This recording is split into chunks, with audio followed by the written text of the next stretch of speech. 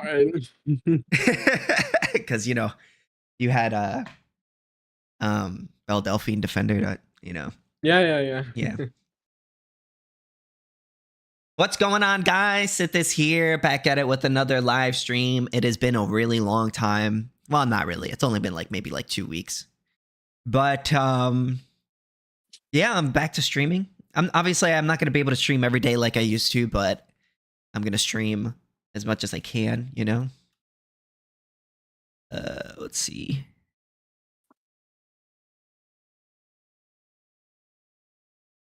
Busy with work? Oh yeah, just working a lot. And did they give you more hours? I'm a DoorDash driver. You work whenever you want. Is what DoorDash drivers, you work whenever you want. Oh shit. Mm-hmm. It's like Karl Marx approved. Yeah, well, I guess so. He owns the means of production. I do. I mean, I own my car. Have you seen that guy on TikTok who trolls the DoorDash drivers? No, why? What did he do? He just it's so outlandish you wouldn't believe me. You have to see it yourself. Yeah, I would have to check it out. But I think DoorDashing is a pretty good job. I think I get paid pretty good. I work whenever I want, and it's not hard to separate your savings, separate your taxes. I heard a lot of anarcho-capitalists are actually DoorDash drivers. Have you noticed that too? I mean, yeah, I know. I mean, I only know one other AnCap of mine, friend of mine that's a DoorDash driver, and his name is Taxation is Theft, and yeah.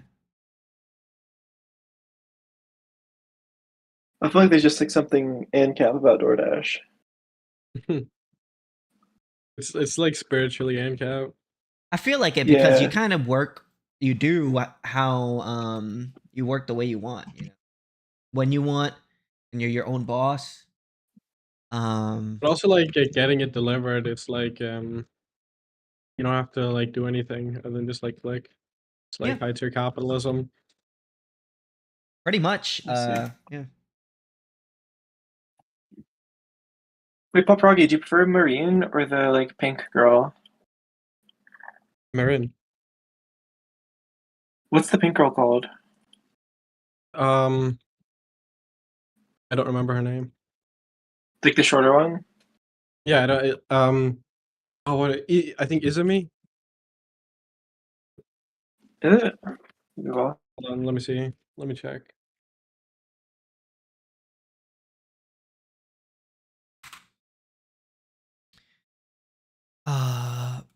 What's up in my chat?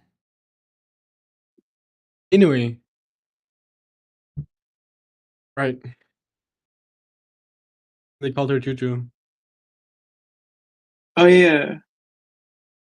I always prefer Juju. I like Juju too. Still prefer Marin.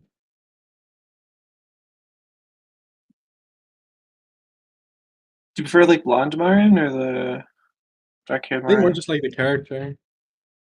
Let's see.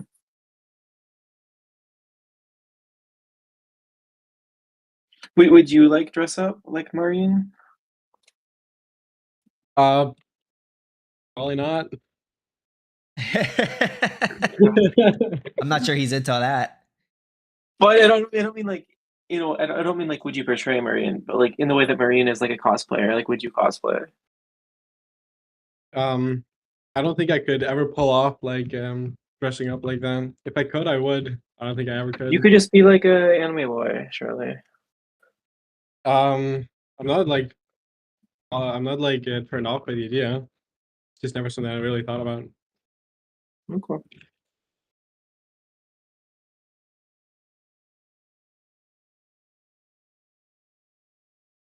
Are there any AnCap animes? I don't think so. I don't think so. I feel like there's communist animes, but there's not AnCap animes. There's not many of us. Mm. You should make I one. don't know. Make one. Like if you guys can like colonize Connecticut, like you can make an anime. I feel. Yeah. Maybe someday. Wait, is it Connecticut that you guys are colonizing, or is it New Hampshire. New Hampshire? Yeah. Hello, new person. What's going on? What's going on? I have a lot of questions about anarcho-capitalism. Uh, How do we deal with like debt, like deflationary debt spirals? I don't know. You know,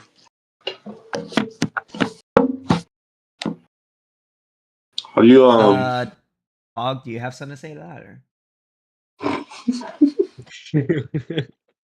What's up, Geiger? What's up, bro? Trying to think of like funny AnCap arguments I've heard to throw at Sithis, but sadly I've been like too chronically offline lately. Yeah, me too. I've kind of been just working a lot, you know. Yeah, I'm not an entrepreneur like you, but I work too. It's never too late, but I was thinking about doing DoorDash. I mean, DoorDash, if you have a car, you know, just sign up. Yeah, I mean, You know, give it a Just shot. of course, like they don't it's pay kind of for. expensive in gas. They don't give you health care. They don't like give you pension. Not really like a job, but it's cool. That's what you do. Well, that's if you're a business owner, that's you do that yourself. Yeah, but you're not actually a business owner. You're an employee of DoorDash who just doesn't have protections or privileges. Yeah, but you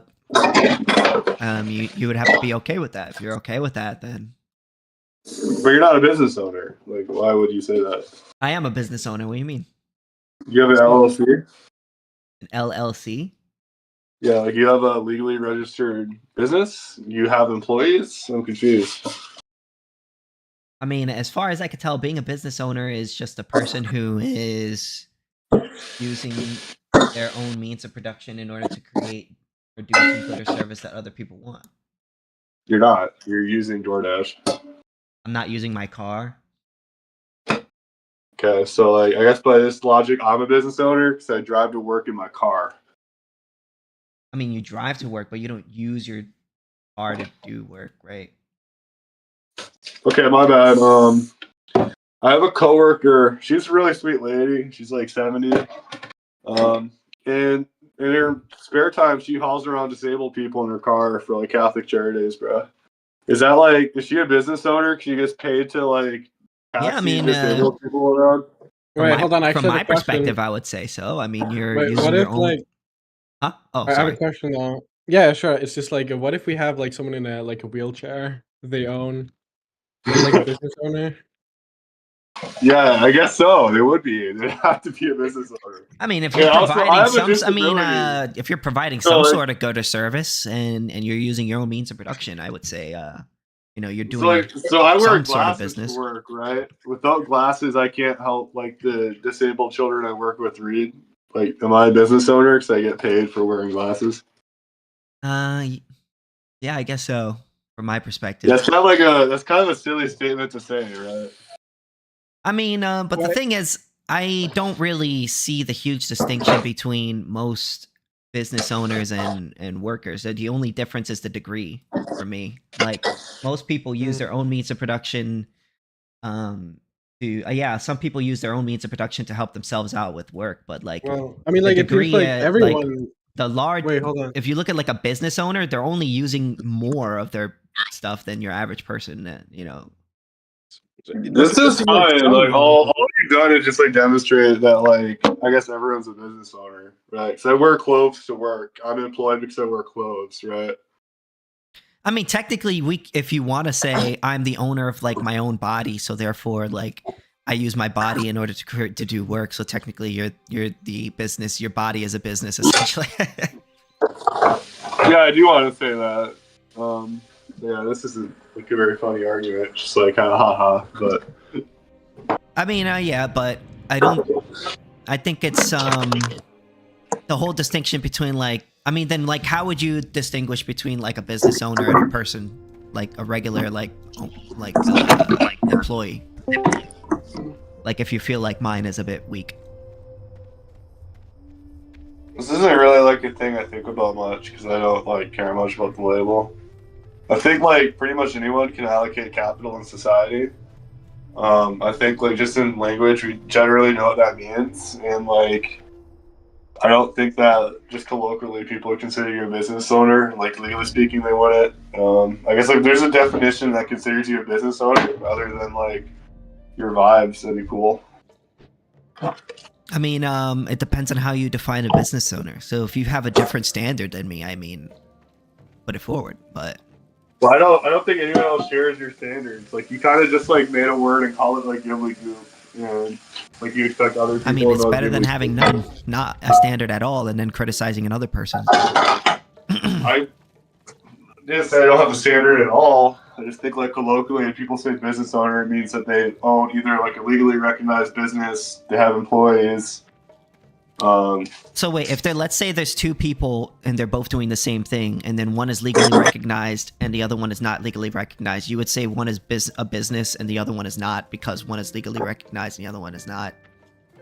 Oh no, this is like this is literally semantics. All I'm saying is like. Wait, you were just doing the same much, thing to me. You were just doing the same honestly, thing to like, me. all we're doing is I'm not saying semantics like miss a conversation. I'm just saying this is semantics. You're talking about words and the meaning they convey. Yeah, but wait a minute. You just did the same thing to me. So this is an awesome conversation that's like completely useless, and you guys should probably stop because this goes nowhere.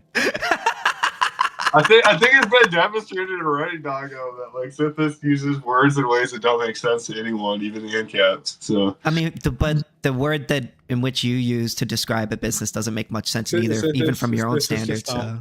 Okay, can you please articulate? I'm sorry. I'll stop. I'll stop. What definition did I posit?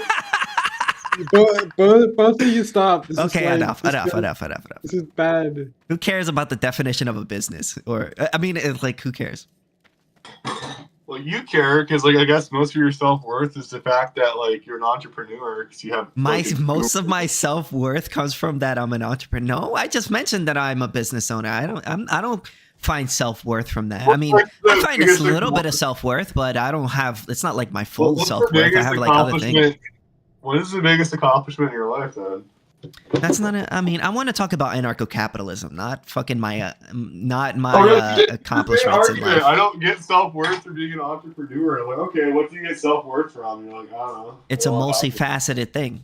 You know, it isn't just one thing that makes me happy. You know. Like what? When you think about it, like when you think, okay, do you have an anarcho-capitalism question, or are we just gonna like interrogate me about like what fulfills me in life? I'm quite literally asking an AnCap. Like, if you die tomorrow, but that has nothing to do with anarcho-capitalism. It does. Come on, bro. Like a psychological deficiency with AnCaps. Like every AnCap I've met is whatever. Right? I don't know, man. I don't know, bro.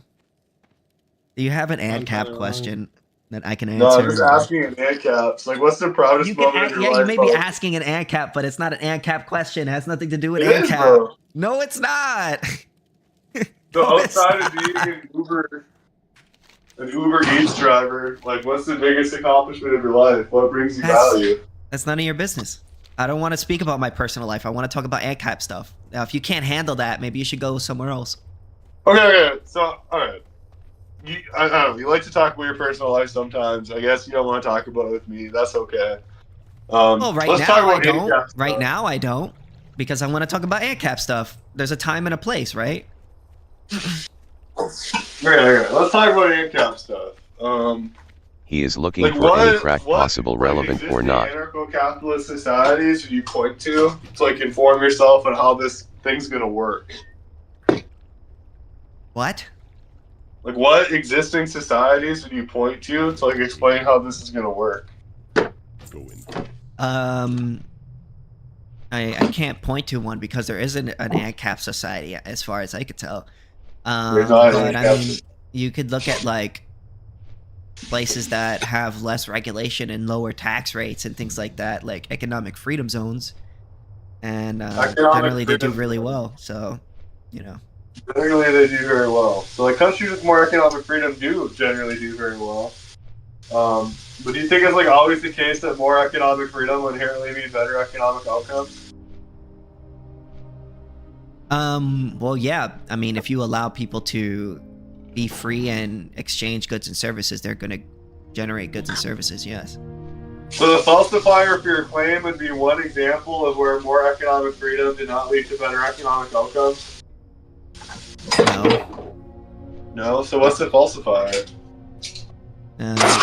I'm not making a falsifiable claim as far as I could tell. You're not making a falsified... What? You're not making an argument of claim, you're making bullshit then. I mean, according to you, yeah, I guess so. Do you have an argument? You can see why this is an issue, right, Doggo? When you make an argumentative claim, there's not a falsifier. That's just like an assertion. This isn't allowing people to be free. Allowing people to be free to create wealth generates more wealth. Like, I don't think that's really that controversial. You know how tax works, right? Economic measurements are not the only metric. I know how prax works, but I don't think that this guy's making the argument you would make. Yeah, but like under Mises' conception. I'm not talking to you, Doggo. Okay. You asked him a question, though, so you did ask him a question. Doggo knows the answers to this line of inquiry in the AnCap perspective. Maybe he can share them with you, and I'm done. But like, what would be a good measure of economic wealth, like GDP or? I don't know. I'm not much of an economist. Alright, so it's just kind of like a claim that doesn't really have like a. It's based in praxeology. The personification of bad faith. So can you explain the praxeological claim? Allowing people, not interfering with people creating wealth generates more wealth. That's the only claim that I've made so far. What metric of wealth are you looking at? Well, if you look at the fact that, I mean, in real life, right? If you stop people from creating wealth, that stops them from creating wealth. Whereas if you allow people to create wealth, that allows them to create wealth.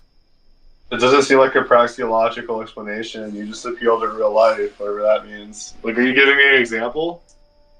Like, I'm asking you for the prax. So if I'm creating a boat and I want to create a boat, right? I'm envisioning some future in which I would be better off. If somebody comes in and inhibits me from seeking that envisioned future in which I would feel that I'm better off doing, well, then they're not allowing me to create wealth. They're inhibiting my wealth creation.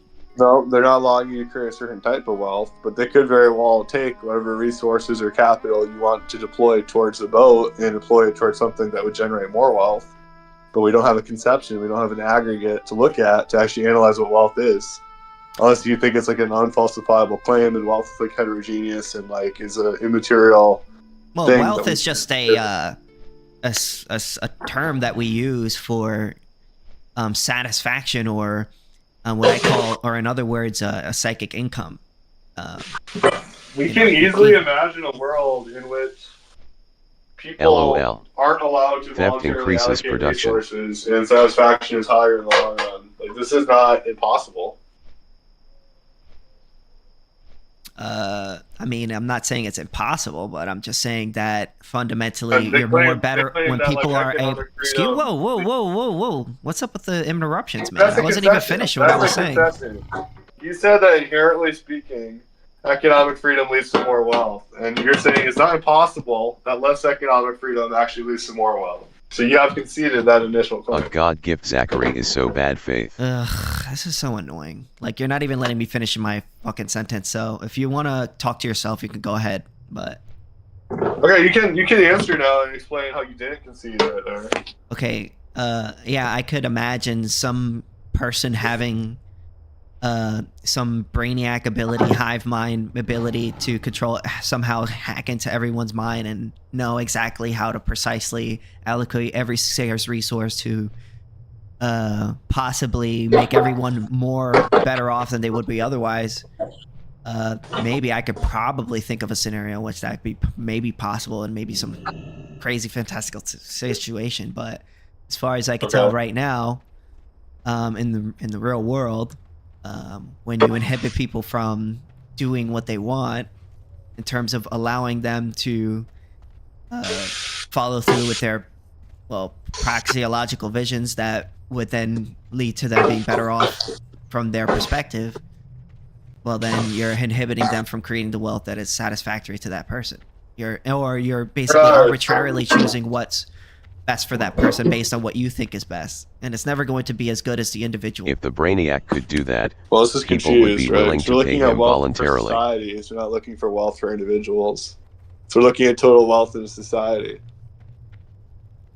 So Yeah, I guess obviously, like, this is what Rothbard would tell you, right? Any kind of like tax or any kind of regulation in an economy creates winners and losers. So obviously, in the sense that you're using wealth, which is immeasurable, impossible to empirically demonstrate, pretty much worthless for anything but like armchair philosophizing about. I guess like you're right that the people that can't do that action they would otherwise do would lose prospective utility in that moment. It doesn't necessarily mean they wouldn't have more perceived utility throughout their lives from this reallocation. They very well could. That's not falsified. But it also, that doesn't mean that the rest of society, like if we have 10 people economy and life are not zero sum. The other nine might actually gain more pleasure and utility from the reallocation than the loss of the other. If such a thing could be measured. But it can't be measured, so you can't even really make claims like that. So there's no falsifier. Which that's why we have praxeology. Yeah, we have praxeology to like avoid making falsifiable claims or like analyzing things. I guess I could just say, like, praxeologically speaking, the 9 people that voted to take from the other person like preferred that action. So 9 people had a praxeological gain while 1 person had a praxeological loss, and we can't measure the quantity of the loss or gain. So well, yeah, because value doesn't exist outside of the mind, of course. Cool. So I guess I've demonstrated a scenario where we have concluded nothing about how the world works. We're back at square one, but I mean, if that's what you think, that's fine. It just seems pointless. I know that's what you think. Make the claim that economic freedom leads to more wealth because wealth is subjective and based on individuals. There's no measurement. You just conceded that like people could actually have a higher individual valuation. This guy is such an idiot. From redistribution, so you don't have a point. Yeah, if that's what you think. Am I wrong? Did he not just concede this, Dago? Wait, hold on, I'm curious. I believe like a little while ago you sent like a picture of like a MES in the group chat, right? I don't think so. With this? Who, me? Oh. Yeah. MES? What's that? Man, Economy, and State. MES, what's that? Give it to. Oh, no, I didn't post anything about any recently. I believe you posted like a picture of you like holding the book. Oh yeah. Yeah. Did you read it? I've read most of it, but not all of it. Okay. Just curious. How do you think I did? Is there like a point to that? No, I was genuinely just like curious. No, I have not read the full book yet. It's become really, really hard. So because it's kind of hard for me to understand a lot of what he's saying,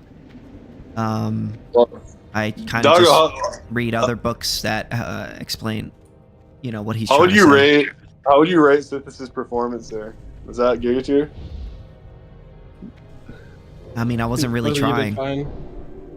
You weren't trying. Can you try, please, or like you just like LARP, like you don't know what you're talking about, or?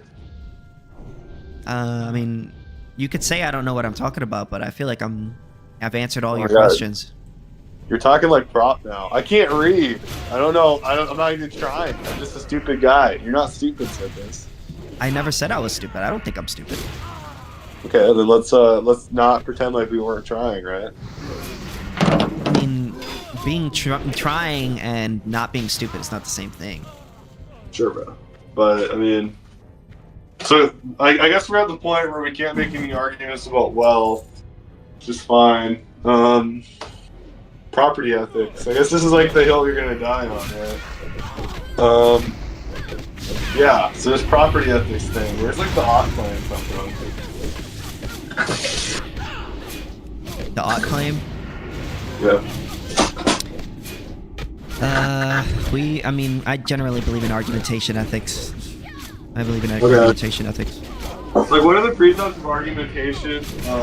Which is also a precept of praxeology. Is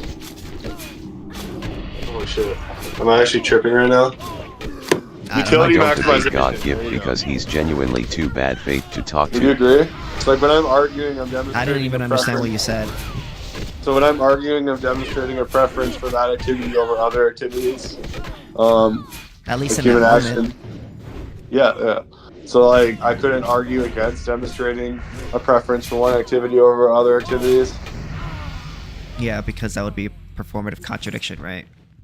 Right, and then if you like, so, like I'm not gonna be able to give you like the most advanced answers to all this, though. You know that, right? We could never argue against the selection of a preference without contradicting, right? Because then we'd be saying you shouldn't utility maximize while you're utility maximizing. Tell me everything. I don't know. Well, duh. You just say argument AnCaps, right? I mean, you can't argue that you're not arguing while arguing. But I guess if I chose to act in a way to argue for violence, it'd be kind of contradictory to say I shouldn't choose that option, right? That'd be like contradicting praxeology and utility maximization and like failing the precepts of argumentation. Yeah, because your argument and what is presupposed in argumentation is the respect for the other person's rights and life, liberty, and self-ownership and stuff like that. This is really baked in. I actually think there's a much stronger case for the precept of utility maximization. I think this is why you're confused. So I think that if you accept that a precept of argumentation is utility presupposition, or is utility maximization, I don't think I've ever even used the word once, utility maximization. You're the one that used that word. I've never used that word. But you would agree that a precept would be utility maximization in praxeology, correct? In the sense that people are choosing what best suits their needs in that current moment. And they're choosing to argue, and they're choosing what arguments to make. Sure, you can say that. Right, this is like axiomatic. This is like the very core of volition. Okay. Is there like an argument to this, or? Yeah, I already made the argument for you, which is that you can never argue against a preference expressed by argumentation. That would contradict praxeology. So if I said in argumentation, hey, I really wish that like fucking Shredder from Teenage Mutant Ninja Turtles would come and kill you, and then I don't know, like I had the power for that to happen, I guess, as advocating for violence. That wouldn't be against argumentation ethics. Actually, if you said that was unethical, you'd be contradicting praxeology and destroying praxeology.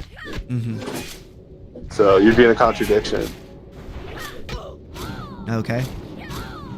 Yeah, so that's kind of why I don't think argumentation ethics grounds property rights, because a proper understanding of argumentation ethics that's more substantiated would be that AE actually would permit violence and aggression. Otherwise, you'd be contradicting praxeology. Okay. Yeah? You have an argument against that, or? It doesn't make sense to say that AE would condone an aggression. That doesn't make sense. That's not an argument. I can help like a little bit that he just like made like a blatant P and not P and asked like for you to argue against. Yeah, I'm not like you're arguing with the wrong person here. I'm not like that well versed in all this. If you want somebody to answer your question on this, you probably should talk to Pog over here. Doug, I already know that this is a bad argument. It's just like a really, really, really bad argument. I know, he's not able to dismantle it. It's kind of sad. But yeah. I mean, like, what do you, like, what, are you trying to, like, jerk yourself off or something, or what are you doing here? Well, I've already came, okay? I'm finished. Okay. I was just kind of curious how you interacted with this, because, like, you've been running argumentation ethics for years, and I guess it hasn't gotten much. Yes, literally years. Are you sure about that? There's debates of you against Master Eratosis on Work It Out debate from like 2024. You want me to send to you? I mean, I was in that time. I was the beginning stages of understanding argumentation ethics, but I don't think I was. I don't know how. Like, have you really progressed at all? Like, no offense. Just tell him you're sorry his parents were assholes. You don't really know the critiques. Have you read the Elliott paper on it?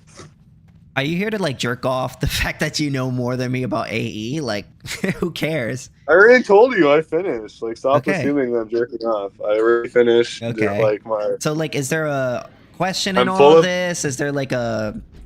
I'm asking. I just asked you a question, dude. What is the question? Did you read Elliott's paper in AE? No, I don't think so. You should. Like, I don't know. Okay, like, send it to me if you want. I don't know what you want me to. Well, you want me to tell you? Most AnCaps, friends, they don't justify property ethics, argumentation ethics anymore. Oh, okay, that's fine. I don't know. Just really. Maybe I'm just a dumb idiot. You're still running this after years, and you don't understand how to run it, and like you can't defend it. It's just kind of sad. Maybe I'm just an idiot. You're not an idiot. Why do you call yourself that? I don't know. You're making me feel like one. I'm not trying to make you feel like an idiot. I'm just trying to understand why you're running argumentation ethics. And, like, it hasn't gotten better. I'm not running argumentation. All I said is that I agree with it. I never ran anything. You're the one running shit. How do you establish the hot plan? You said I like AE. Yeah, I agree with AE. What more do you want me to tell you? Okay, so you don't know how to establish the hot plan. That's okay. Okay. Like, what do you like to argue then? Like, I'm very confused. AnCap stuff? Like, what about AnCap? You don't want to argue economics. You don't want to argue ethics. Answered every one of your questions. I don't know what the issue is. There's nothing to, like, there's just concessions. You're the one that has the issues with my arguments. I've answered every one of your questions. Poorly. Okay, but that's your interpretation. Dogger, do you think that this guy sufficiently answered your questions and arguments here? I think you're doing fine. You think he's doing fine? This is so unproductive. This is very unproductive. I don't see any conversation with God gift. Real shit, Doggo. You think this is like a good show, like an argumentation ethics after running it for years? Years? I've only been an AnCap for maybe more than a year. A little more than a year. Oh, I gotta stop with this. I can send you the video. I don't think I've been an AnCap for more than 2 years. I mean, I could be mistaken, but...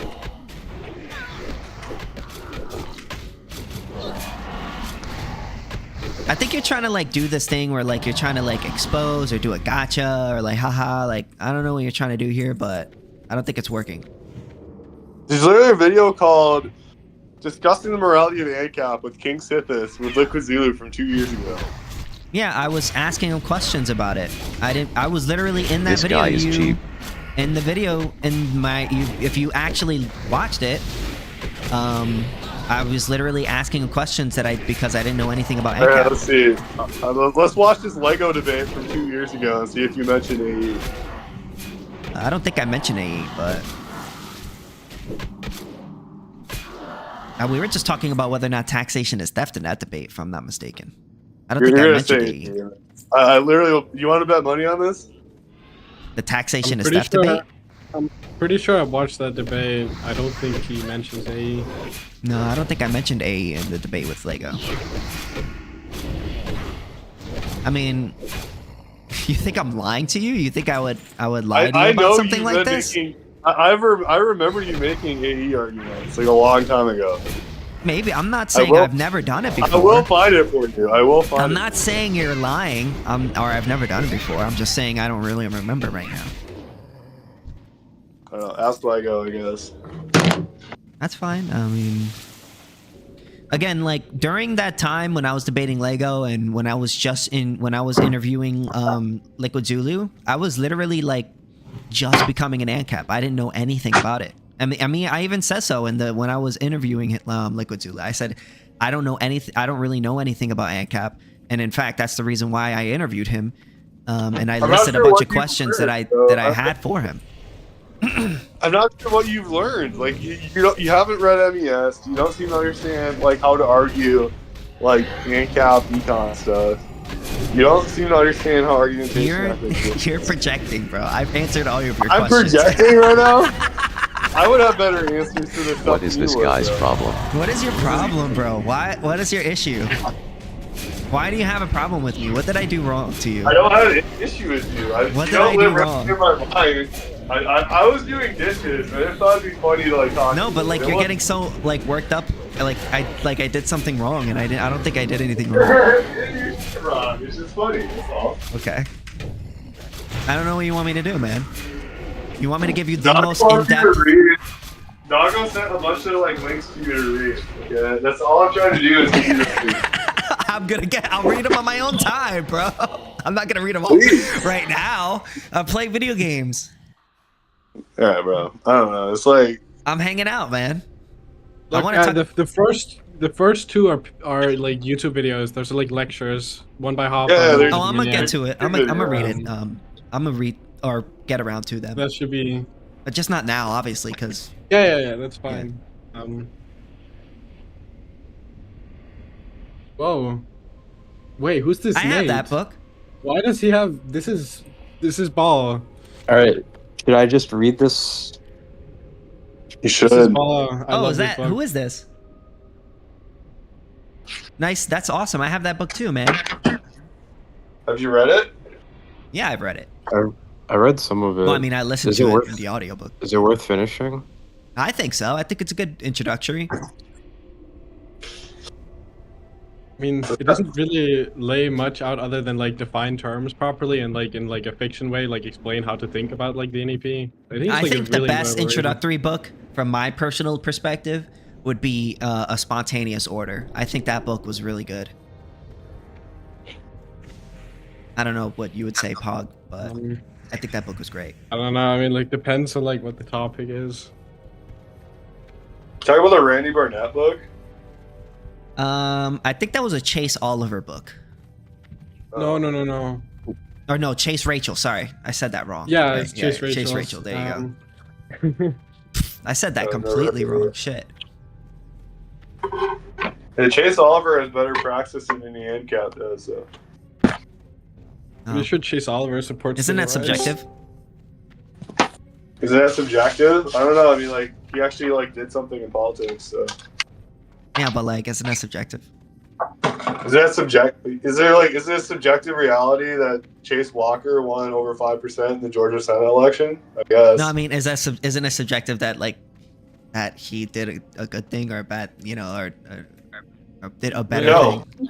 The claim I made was like totally objective. That he had actual impact on politics. Like this is an objective fact. You can go look it up. You can look at the Senate race. Whatever. Just Are you trying to confused? make a joke or whatever, but I guess. I can't tell with you, bro. Anyways. I think you're just Chase hating Oliver- I think you're just hating on me for no reason. God's gift. I just wish you would read. That's all I'm trying to do. What do you want me to do, Chase bro? Oliver. Literally What do you want just me to like do? reading what Doggo sends you. That's all I'm asking. I'm going to. Thank you. That's why Yo, I asked so him to we send need it to me. make we need to make a game for kids that's like Minecraft, but with like a market and like RuneScape? law system, That's just Skyblock, bro. so that so they like form an intuition from an early age about anarcho-capitalism. That's literally Skyblock. Bro, that's what you're literally RuneScape, bro. Or EVE Oh, really? Online. Yeah, RuneScape makes sense. No, there are like- taxes. Games like that. There are taxes in Skyblock. I just. There are taxes. I've never been- in Skyblock? No, EVE I've never Online. even Yeah, EVE heard there of- are Online. taxes. There are taxes. I've never in even heard of Skyblock. Skyblock. I think Skyblock EVE is a Online would be the good most AnCap because they have like I'm playing corporations it right like that are governments basically like. I you love know, RuneScape, the most libertarian game. If you don't know about EVE Online, like you guys should definitely look at that. Look at like the crazy stories that come out of that game. It's like pretty cool. Not gonna lie. Hey guys, new AnCap Empirics dropped. EVE Online. There you go. This is No, my it's turn. actually like EVE Online's pretty cool. Like, It is cool. I'm not disagreeing, but like it's not. or maybe not Cyberpunk. Star Citizen? No, I don't know. Yes, Star Citizen's literally AnCaps. You spend a bunch of money on like worthless stuff. Everything's monetized. Your girlfriend leaves you. Your girlfriend leaves you. Your girlfriend leaves you in Star Citizen. I don't remember that part of the game. How many Star Citizen players do you know that have girlfriends? Don't please enlighten me. I mean, are you talking about real life or in the video game? Real life, bro. I'm not talking about No, probably none. I thought That's you got probably a why they girlfriend. play the game, bro. Did you get a girlfriend? No. What are you talking about? I saw a woman in the background of your stream, bro. Is that not your girlfriend? No. Who is that? Just a friend, female friend. You just live with a black woman? What? No. Me and her just. I don't want to get into it. That me. I don't have a girlfriend. I don't have a girlfriend. There's nothing between you that's more than friends. I'm not gonna get deep into that because I don't. Are you guys like roommates or exes? No. I live on my own, bro. What is? No, we're just friends. We were friends that were hanging out. Okay. Yeah. Do you guys do like things that non-friends do or no? That I don't want to reveal that information. You have a girlfriend, bro. That's not my girlfriend. I don't have a girlfriend, bro. Just because Why are you guys dating? She pegs him. Just because a woman pegs me doesn't mean she's my girlfriend, all right? What's going on? Why aren't you dating this woman? Because I don't want a girlfriend right now. I don't want to date her. But would she date you for this? Maybe, Where can I yeah, find an but I don't wanna AnCap date her. girlfriend? What's the holdup, bro? Because I don't want to date her. I have standards. Whoa! So you don't let a woman cook for you? I cook for Sleep myself. in your home, but you won't date her? Bro, she doesn't do that all the time. She only did that one time she came over. This is weird, bro. Like you're like intentionally sabotaging your dating life for AnCap ethics. My Did AnCap Hobbits argue ethics like have black nothing to do women? with the reason why I Did don't want to Hobbit- talk to her or date her. I think Hoppa told you that black women have low time preference. Is that what happened? It's not because she's black that I don't want to date her. Okay, what's the reason, bro? That's none of dude. That's AnCap none of your ethics is more business. Let's important move than on. hers. Let's move on. I Let's move need on. to know, bro. No, like, no, I don't want to talk about it. I don't Bro, wanna this talk is about like it. the most That's not interesting it. thing that No, came no. on that debate for most It's people. not. Okay? It's There's we're literally, not like- here to talk about my love life. We are There's here dozens of to people talk in the about KingSithis- AnCap. This is talk to AnCaps about AnCap live. Ethics before No, booze. you're confused. There's dozens of people in the community that want to know what's You going want on. to know what? What I want to know is our Lord and Savior KingSithis, getting some of that chocolate, bro? Is that what's going on here? No comment. No comment. No comment. You're just using black women for sex. That's what's happening. It's not just black women. One. Oh, you use all women for sex. It's huh? not just specifically black women. Okay. I mean, Bro, you're gonna have like an expose video come out on you, bro. Like, KingSithis, AnCaps YouTuber, uses black women for sex. that is such bullshit. You don't even know. That's kind of the aura, though. You have no evidence of that claim. Wait, is she using you for sex? Someone just said that she pegs you. Is that happening? KingSithis files. I don't know what you're talking about, bro. Is this canon? Is this like a KingSithis canon moment, doggo? Just because I was hanging out with a woman doesn't mean anything. We could have been friends. It does. A woman is not just in your house cooking food like she lives there, and you're not fucking. How do you know that? That doesn't happen. Maybe I'm waiting until marriage. Are you gonna marry this woman? How do you know that? I could be waiting until marriage. I don't know. All I know is like this would have given you some aura. Synthis. If you could be the first AnCap World of Warcraft player to have a girlfriend, this would be impressive. But I guess you're not doing it. I mean, I am talking to a woman. I wouldn't say she's my girlfriend, but But it's not that one. You have multiple women, huh? no, I don't talk to that woman anymore. What happened? Was she not AnCap? That's none of your business. That's none of your business. Why is it funny, bro? Most of the women I talk to aren't even AnCap. Most of the women don't even know what AnCap is. You've talked to AnCap women before? Not there. I I don't really know any AnCap women. I'll be honest.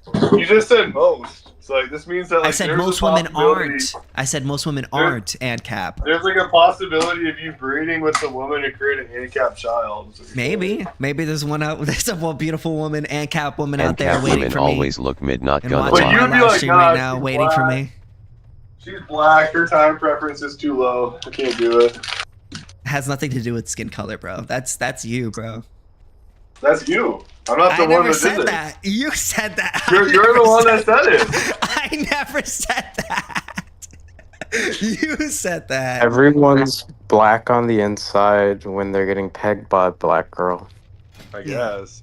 Sithis, Doggo, this is good for you, right? Like, comparatively, like, Sithis is kind of mogging you despite the knowledge gap. But now, like, you're on equal footing again, okay? How am I mogging him? You just are mogging. And I told you, like, the ability of a World of Warcraft playing AnCap to get a girlfriend with, like, broken records. You'd be in the Guinness Book of World Records, Sithis. It is. I could get a girlfriend right now if I wanted to. I just don't know if I want one right now. I have to pick the right one. It's about picking the correct one. It's like Pokemon, huh? Like, do you want a Charmander? Do you want a Bulbasaur? Yeah, you gotta make the right choice. You know, you gotta catch them all first. That's what you're doing. You're catching them all. Yeah. No, bro, I ain't like that, bro. I'm a nice You are guy. like that. I think I'm a nice guy. I think what you're doing is you're what you call projecting. There you go. You're projecting. I don't have random black women in my home that I use for sex. She doesn't even look black. She was like brown. She's white and black. Well, so she's black. She doesn't look black. Everyone knows she's black. So what? So what? I don't know. This is good though. I don't like give a shit if she's white or for... black. If she's white or black, if her ass is fat, you know where I'm at. You know what I mean? Dark was worried you're looking to dilute his gene pool, so this is good. But This is Dark feeding. What? This is feeding Dark. I guess this is Dark feeding. It's like the only kind of interesting conversation I can get. God gift gets no bitches. My chat saying God gift get no bitches. What about you guys, get Gift? a lot of Where are you? bitches. What about you, bro? You been slaying bitches? You got a girl? Doggo can vouch. Oh fuck. You guys hang out in real life? Yeah, I've always had bitches. I can't remember the last time I haven't had a bitch. No way, bro. For real. I haven't been. That must mean that you're right on all your points. I don't think I've been single since I was like 14, bro. Wow, bro. Maybe you should give me your tips. Give me some tips, cause I don't know. Women always run away from me. Never ask another man for his tip, bro. Never what? Never ask another man for his tip. Is that normative? That's a normative claim. Don't be a gay guy. What's the Shit, argument bro. for that? Then how am I supposed to learn if I can't get tips? Come on, bro. Number one, you're gonna like lose the little anarchist chain. Okay. What? I get nothing but compliments about my chain. From women? Yeah. This has happened. There's been a woman who's complimented you on your chain. Yes. In fact, it was actually a pretty funny situation where there was like this woman. She's like, "Oh, I like your chain." And I was like, "Oh, you're anarchist?" And she's like, "Yeah." I was like, "What kind?" She's like, "I don't know. I like punk rock and I'm against authority." And I was like, and I looked at her and I just started laughing. See, that's wifey material. You gotta lower your standards. That's the second step. Most of the women that I talk to don't even understand like what even AnCap or anarchy even is. See, worst case scenario, like I don't know. But are you on dating apps right now? Yeah. Okay. I mean, right now I'm focused on one woman right now. What color is she? She's Puerto Rican like me. She's Puerto Rican. Yeah. Does she have kids? No. Okay. How old is this woman, bro? Around the same age as me. She's only like 1 or 2 years older. What are you, like 25? I'm 29. You're 29, bro. You're an unk. Holy shit. Yeah, I'm an unk. 29. 29, she doesn't have kids. What's wrong with her? I don't know. What's wrong with A me? I brown don't have woman is kids. Fuck. Yeah, but women at 29, they should have kids. I mean, you could say the same thing about me, right? No, man, you're supposed to date younger. I don't know. I didn't. Guess that's You the should red be, pill. like, Is that the trying red to- pill way or something? Or You're supposed to be dating like 20-year-olds right now. yeah, but I don't. You go younger. None are around to say yes to me. So just gotta take what I can get. Use some of that Uber money or that what do you call it? What Maybe do you it's not want? about. You're I think I'm black pilled, bro. Like, you know, I mean, like, I feel like it's all about looks, you know. Why don't you want younger women? It's so I easy. feel like it's all about looks, you know what I mean? If I'm not good looking enough, I don't have that magnificent jawline. You're not ugly. Like, you could get an attractive woman. Maybe, but I'm also, like, you know, really into weird things. I listen to a lot of death metal. I incessantly talk about anarchism, and a lot of women, like, they get weird about it. Like, most of the time when I take women out on dates and shit like that, I avoid even mentioning anarchy or anything like that. Most of the hobbies that I'm into, because it's just like, you know. Who the fuck, by the way, is this special puppy in your chat? Lights473. Is this Cameron? I don't know. No, I'm pretty sure Cam has a different name.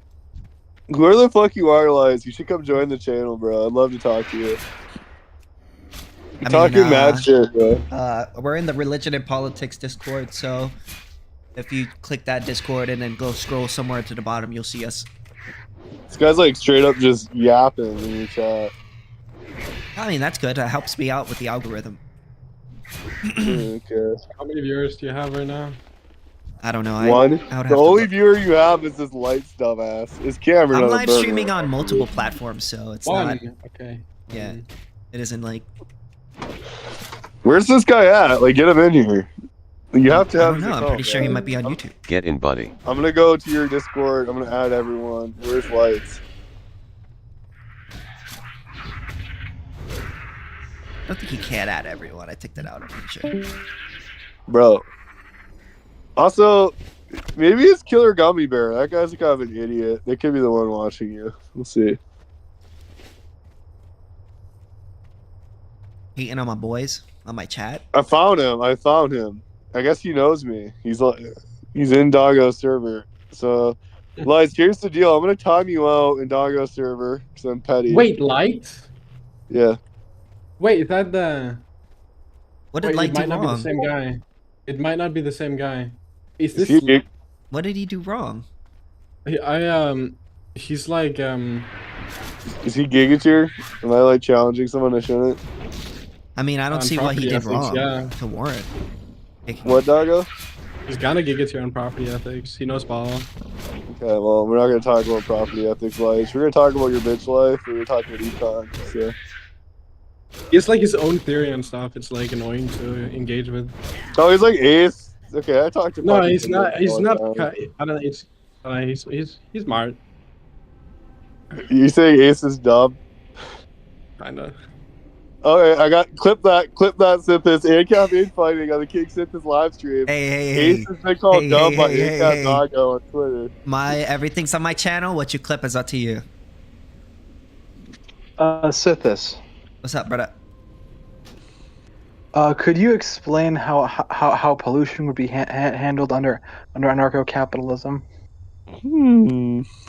Well, I mean, pollution is I mean, if it's damaging, doing some sort of measurable damage to another person's property, that property owner could sue. I highly doubt this is actually Lights though. Huh?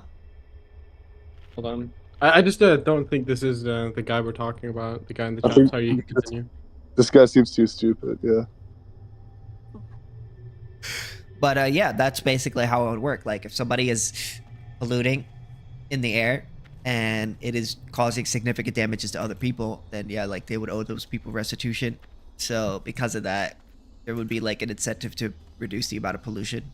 There could be like HOA agreements with people and like building owners and stuff like that to pollute a percentage amount, and then like, you know, there's ways around it.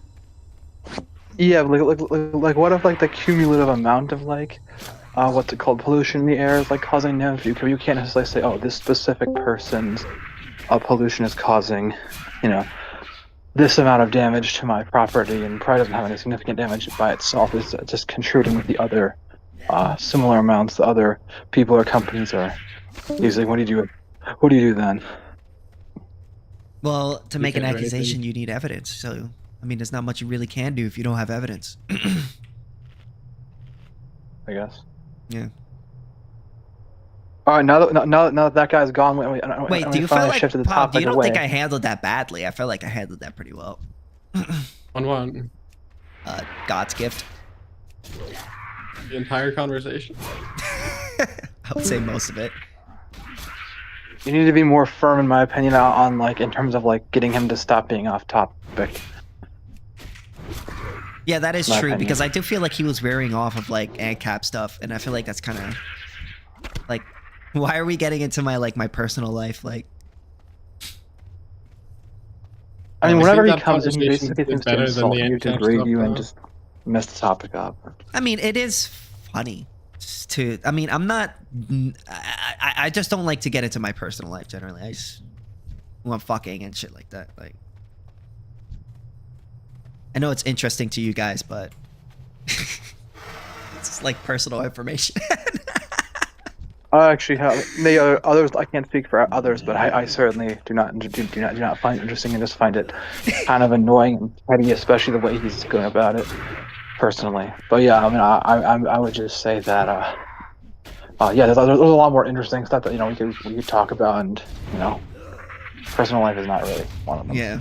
But yeah, I did rewatch the whole debate you had with that one with those service dog people. Mm-hmm. Any I watched comments? it actually. Any arguments? I mean, yeah, I was thinking like running kind of. I mean, I'm not gonna publish a Substack reviewing the debate, obviously, but like I was tempted to it's not a debate that's really worth reviewing. But like I do kind of want to like sum up the arguments they used and like the arguments you used. The problem is that Bumblebee peculiar name. Wish I could call something else, but life goes on. Her arguments were in some areas like they weren't well spelled out. Like I'm trying to figure out exactly how to like nail down some of her points, like what exactly, and like the premise doesn't obviously immediately follow.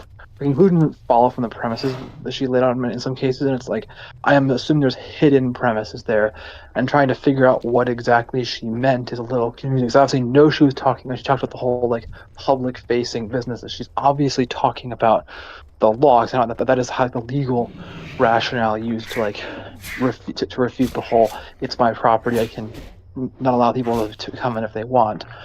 But like.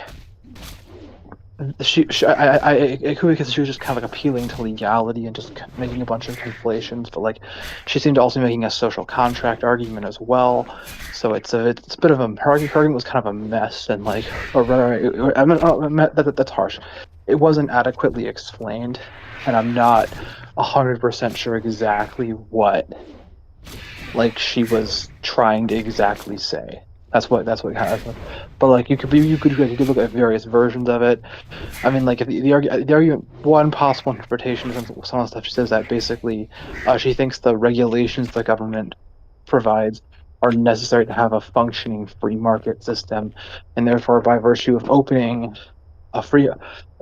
in a free market, you are essentially agreeing to the rules that are necessary for it to function. Obviously, it's a stupid argument, even if you take a very like negative view of like capitalism. Like obviously, even like Marx would admit that markets, like even Marxists would admit that Marxist functioned, in the late 1800s to early 1900s when there was like very little regulation. So obviously, you can argue whether it was like a good or as good as like having more regulation, but certainly they functioned. So that doesn't work as an argument. If she means like social contract, just like broadly, obviously I was silly. arguing with her in the comments of my last video, the last debate that I had, and I was just trying to explain to her that like, yeah, it is slavery to force business owners to She just wasn't understanding it. Yeah, that was the one argument where your position was really not defensible. Not defensible? What do you mean?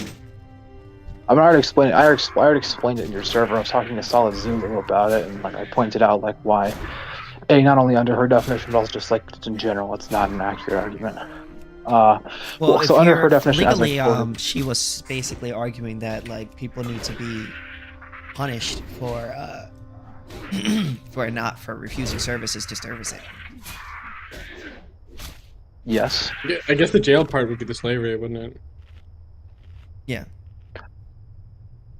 Yeah. So I would say no. I would say it's not slavery.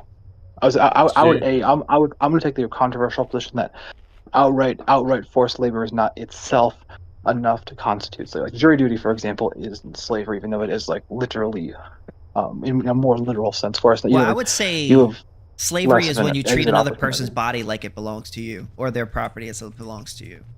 Well, what is your conception of slavery then? What? Me? Sure. Yeah, I'm talking about him.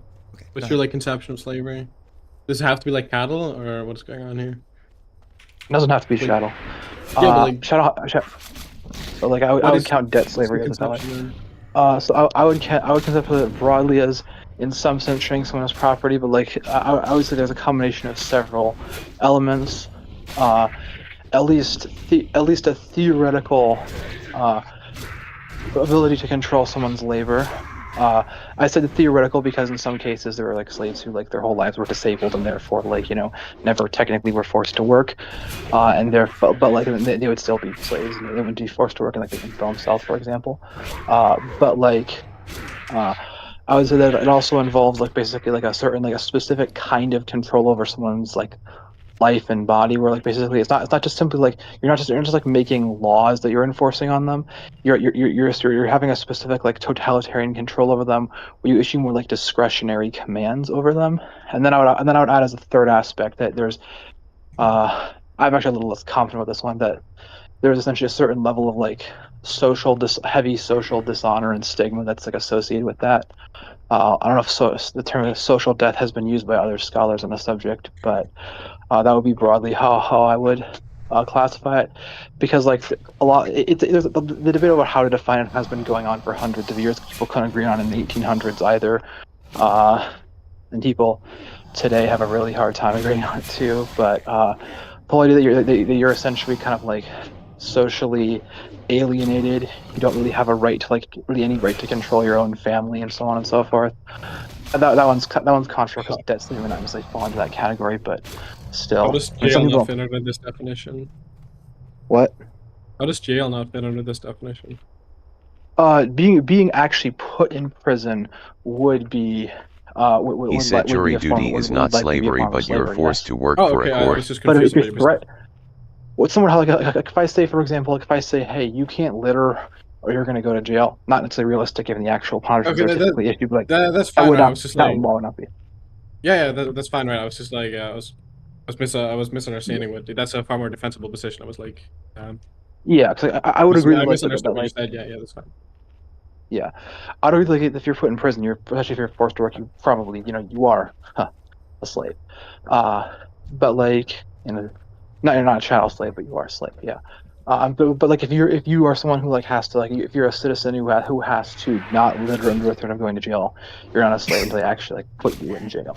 That's it's similar with the anti-discrimination thing, partially because you can like they're not going to punish you for withdrawing, as in like you decide I'm not going to do this business anymore.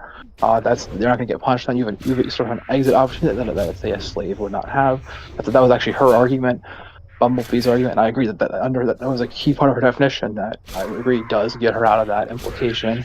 I don't think her definition is strong enough for. I mean, it's still coercive, right? Sure, yeah. but I agree. It's initiation of force. There's no question about that. But there's a difference between saying something is slavery, something is an initiation. Well, I would say force. it falls under slavery if you're going to throw the person in prison if they don't follow it, or kill them, because fundamentally that's where it all leads to when it comes talking about like,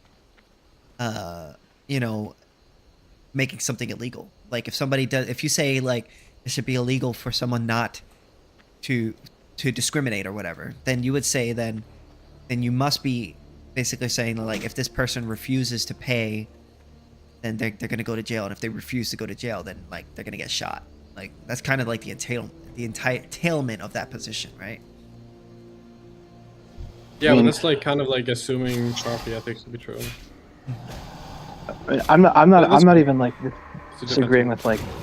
I'm not defending those kind of laws. I'm just saying I don't think those laws are slavery. I don't think it's not. I think it's not only like not a wise comparison to make. I'm not saying you're justifying. Like, I'm just saying why I would say it's slavery because you're. Yeah, I know. I just wanted to clarify to like make sure that's understood. I'm not defending. I'm just saying I just don't think it should be categorized as such. And it's like, yeah, I'm just saying like you're not like fundamentally robbing the person of themselves in the same way that like say the antebellum South or ancient Rome did that. I mean, it's not the. I mean, like, it may not be cattle slavery, right? But it's definitely an form of enslavement to throw someone in jail. Man. Hey, and. But yeah. I mean, does anybody believe in esoteric addiction? What? Why do you just burst into like into these seasons start erupting? Yeah, what I don't even know what he was asking.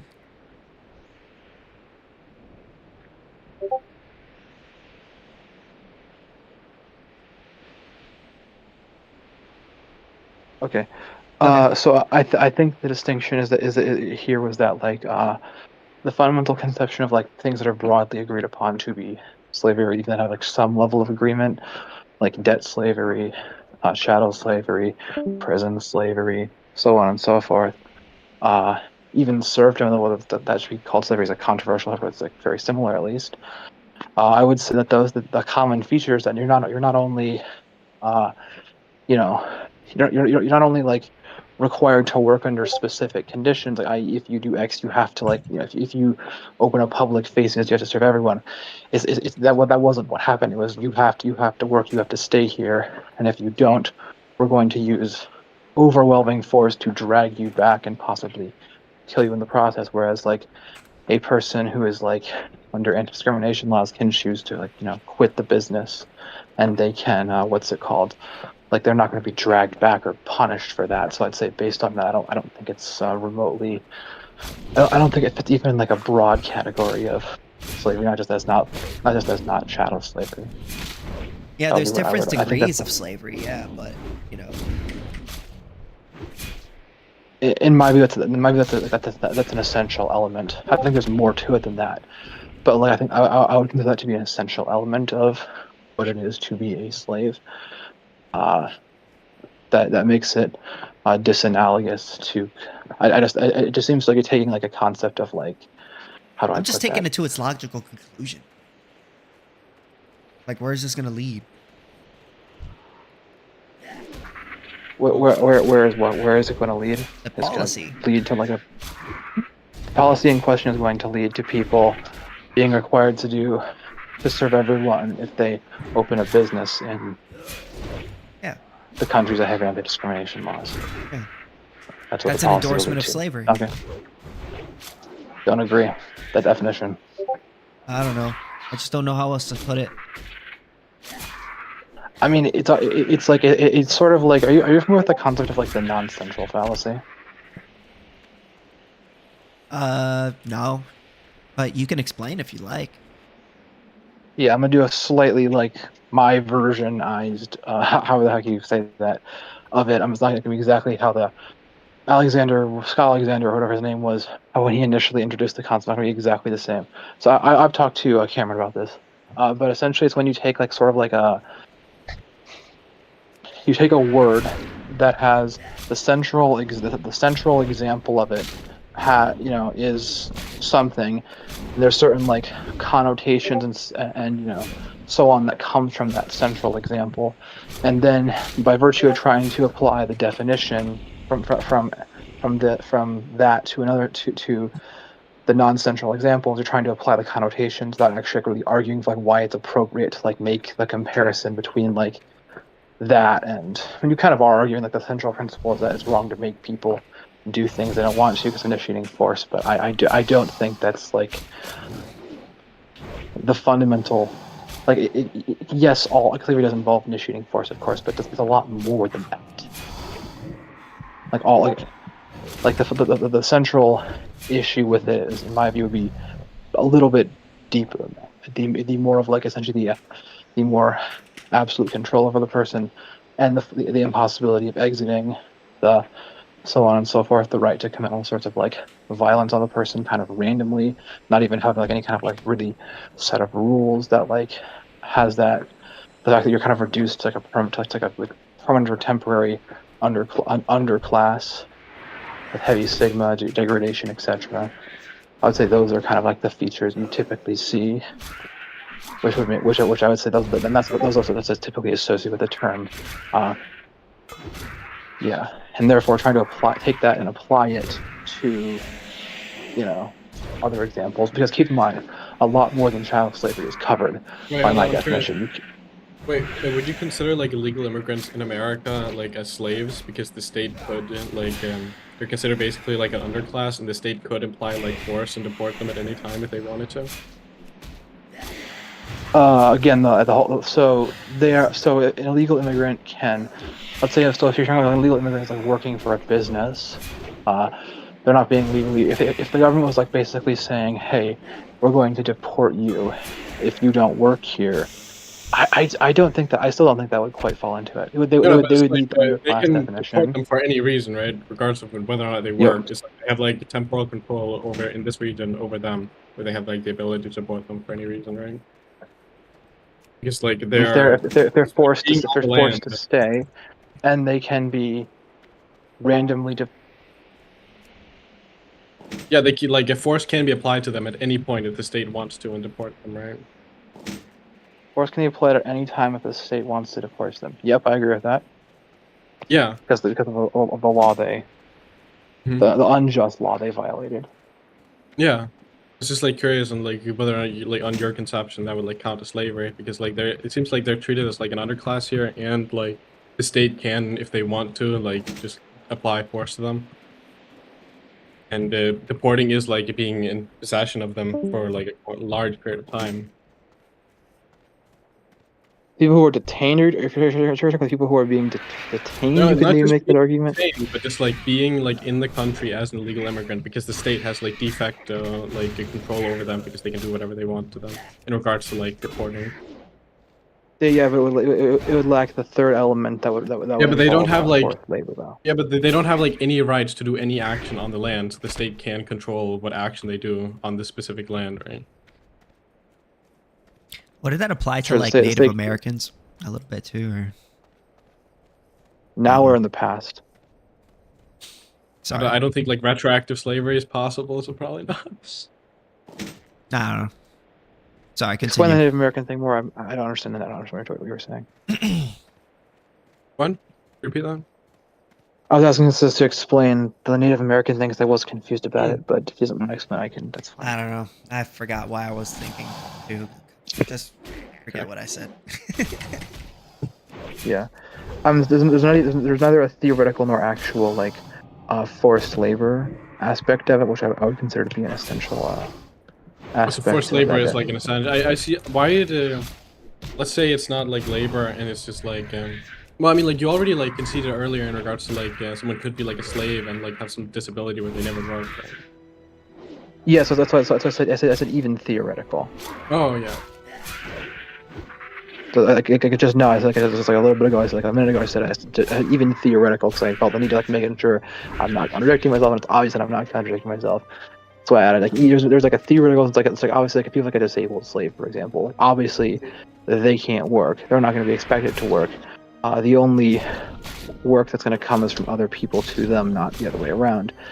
Those people would be, if they're lucky enough to be taken care of rather than killed, they would count as, and some were, they would count. But yeah, there'd be a theoretical sense like they could be forced if they had the ability to. It's like kind of like why they were came into that state in the first place. Hello. Hello, we are AnCaps. Wait, hold on. Wait, hold on. I'm curious. What if it was like, what if there wasn't potential for like forced labor, but like you're forcibly keeping them in like a place? Like there's no like labor involved, but like you're forcibly, let's say that they live at like house or something like that, and they're not allowed to leave, but they're not like forcing them to labor or anything. Someone's under forced labor. Sorry, house arrest. Sorry. Someone's under house arrest. Do I think that itself constitutes? Yeah, like they're slavery? There's never no allowed to leave. real or theoretical work. I would say that probably would not constitute that now. What if I kidnap someone and like just put them in my basement and I like just feed them and they're not allowed to leave? I'm not forcing them to labor or anything. They're just like there. Are they a slave? They're a kidnapping victim. So you wouldn't constitute that slavery if I like kidnap someone and hold them in my basement forever. Yeah, like I'm not saying it's like better. I'm just saying it's like it's a different. It's just a different. Yeah, I'm just like curious because like I think like most people's conception of slavery would include that as slavery. KingSithis, do you want to debate my friend about nape? Whatever. Sure. What do you want? What the nap? Sure. What? Go ahead. Yeah, Jelly, go ahead. You're the master of nape. We have a master of the NAP here? What's going on? I don't know. Yep. Wait, so what was it supposed to be about? It's supposed to be about... That's a fake voice. Is this like a high tier? And like... Wait, is this a real accent? No, this is fake. This guy's like high tier debate pro. And he's about to, like, good. Is that it, true? I think you should debate KingSithis on whether NAP is real. It's real. Real. Real. It's not a real accent. It's What like do you a mean rad by cap voice. real? We believe it's true in the sense that it's ethically true. I'm just gonna listen to this. This is gonna be beautiful. I mean, I support the non-aggression principle. Do you know what the non-aggression principle is, Jelly? Yes, I All right. do. So, do you have an issue with it? What server is this? Oh, I don't happen to support it, but I'm willing to discuss it though. Oh, what's wrong with the NAP? What's your issues? Well, the main issue I'm having with NAP is that, how do I put it? It seems to me. What accent is that from? I- Where, like, if you don't mind me, like, where are you from? If you don't mind me. Nowhere interesting, really. It's a really boring place. Oh, okay. Go ahead. My problem is Jelly's- that it seems to be a what? I think Jelly's from Liquid Zulu's basement. Oh. Sure. Okay. So what's wrong with But- the NAP? It seems to me to be a somewhat of a suboptimal strategy for, how do I put it? Well, I mean, it's not a strategy. view- It's just a principle. Strategy is a different story. well, It's- or perhaps You're confusing me. a principle for maximizing an actor's power, relative power, more specifically. I'm not sure what you mean by that. Hold on, I'm gonna go check something. Sure. Maximizing an actor's power means I can check increasing your capability of Wait, what are you saying, achieving Pog? one's ends. Wait, What? hold on. 2 seconds. Okay. Wait, Okay, I have no idea. does Froggy want to add something to... No, sorry, I was just What I like was checking around. Wait, what? Is this accent like actually yours? Because there's no way. I don't think he believes you. He's skeptical of your accent being yours. That's what. I'm skeptical of you as a person. Look, can we stop derailing? That has nothing to do with the argument. That was just yeah. Yeah, stop derailing. We should. King, Earl, King, can you go back to what I was saying though? Okay, so what we're saying is, what is the problem with the NAP? What's your issue with the NAP? That's all I'm asking. That principle seems to be a suboptimal in achieving an objective of maximizing actors' relative power. And maximizing actors' relative power means maximizing their capability of achieving their chosen ends relatively to competitors, which means other actors who are also pursuing their ends, which naturally, considering how they are separate, effective actors, will have different ends, right? I don't know how to respond to this Pog Frog. Dude, you gotta at least be like. I don't even know how to respond to this. Maybe you should ask Jelly what she means. What do you mean? What are you trying to say? You could like ask him how the NEP stops this. Yeah, or just, how like, does the NEP stop this? Yeah, from happening. just, like, All right, let's say that one wants to maximize their relative power. If they are to follow the NAP principle, they are incapable to force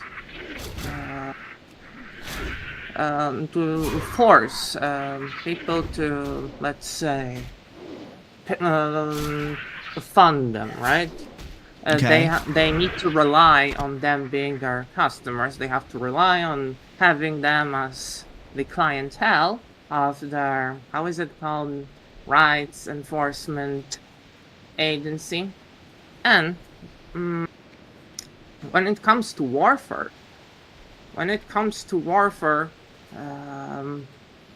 well, to begin with, Well, you could have like people come to your store without violating the NAP. You could convince people to come to your store and buy things without violating the NAP, right?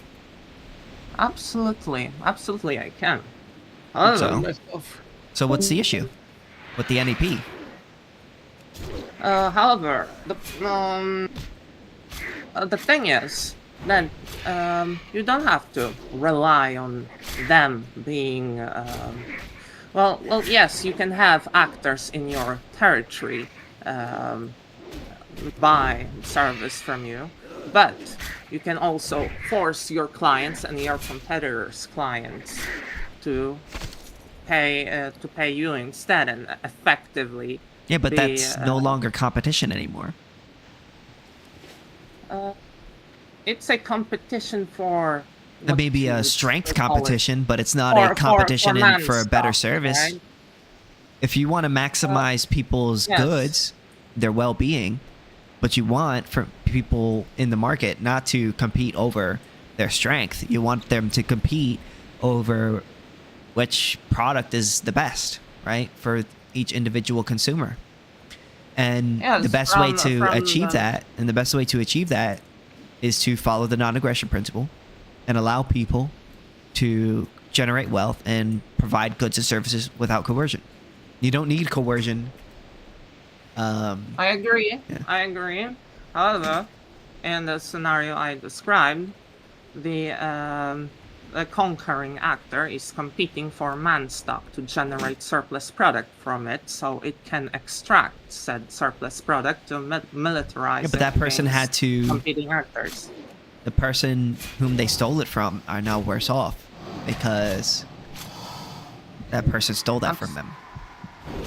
So you're making somebody else worse off in order to make yourself better off. Yes, absolutely. It is So you're better not for generating- an actor to retain their surplus product instead of their surplus product being taken from them. I agree. However, I view it as a suboptimal strategy for the state. I mean, for the sovereign body. It's in a suboptimal to competition with steal from Roma. people, I think. Anarchy causes a self-destruction of surplus product caused by military power struggle. You Well, see, we're anarcho-capitalists. We believe in capitalism. well, yes, and anarchy, right? Mm-hmm. Well, the problem I have with an anarchy and the idea with it being like the thing is that I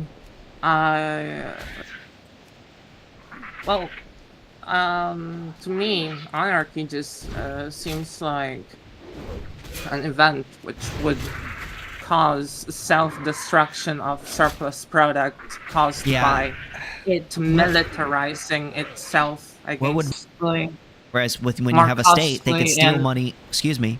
When you have a state, you could steal money even it asking might anyone. be it might be more costly in generating absolute power.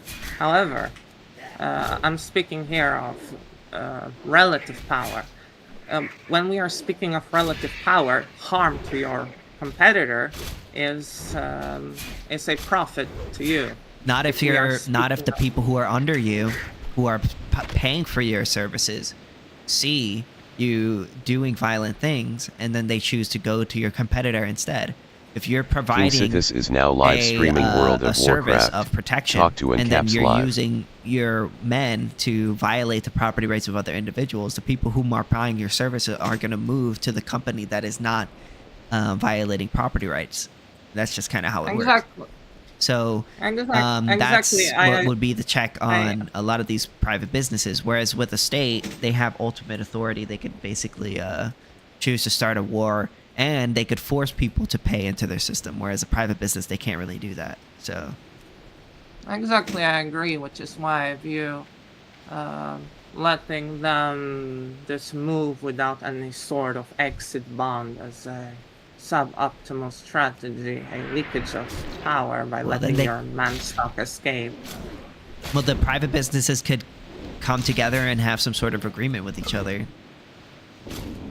Yes, you can have sorts of agreements. Usually, your natural ally is the one which is in between. Yeah, I'm not really sure what the argument is. The non-aggression. What's the problem with the non-aggression principle? I have a military issue with it as a military strategy, you see, and then actors which want to maximize their relative military power. So you want to maximize your relative military power? That's what you're saying? Yes. Even if it's at the cost of innocent lives? Yes. Why? Well, you see, I find that, I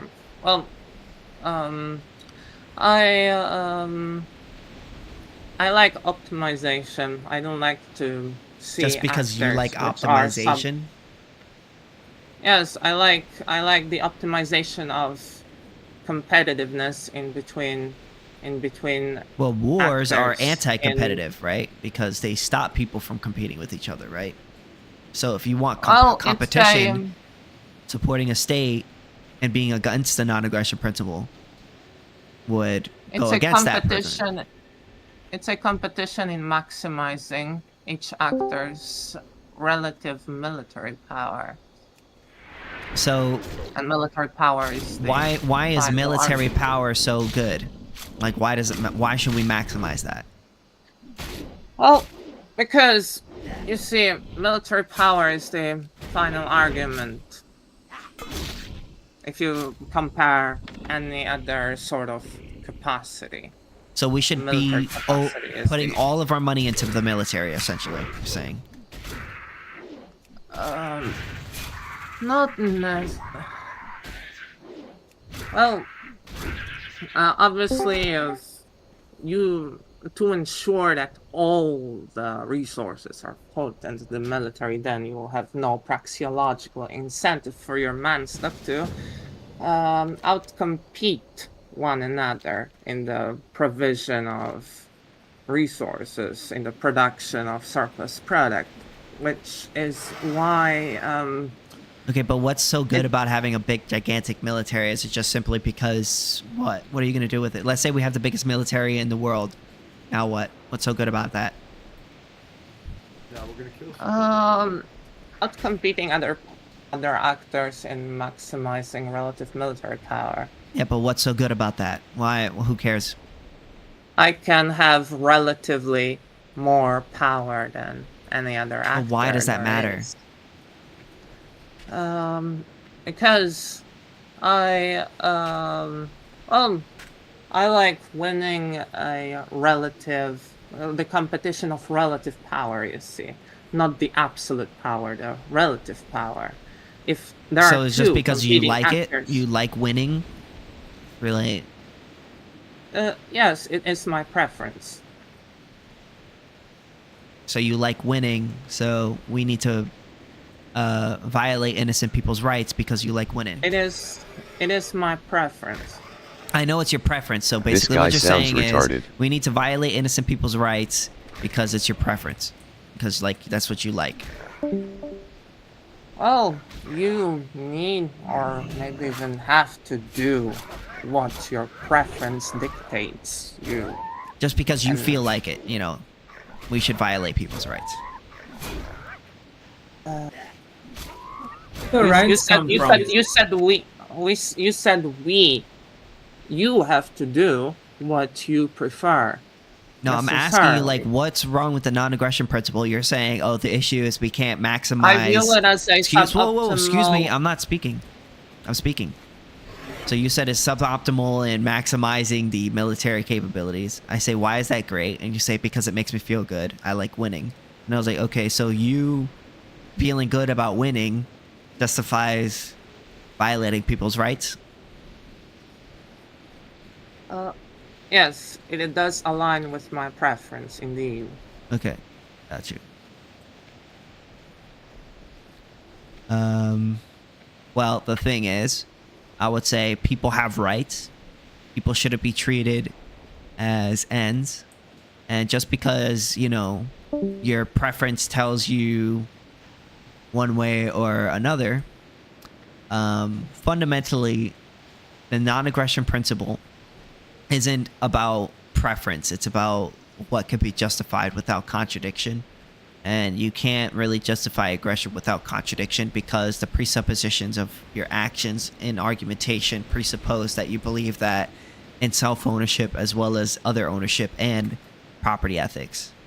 So if you were to then argue that you don't believe in that while making that argument, while making those arguments which comes with those presuppositions, then you would be what we call in a performative contradiction.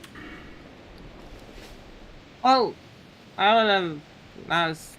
Thus making it false. To address you point by point. You said that people have rights, and then I would ask, from where? You say that they should be treated as ends in themselves. So I asked. Well, people have property rights. For what objective, and I justify it by it aligning with my preference and thus my justice.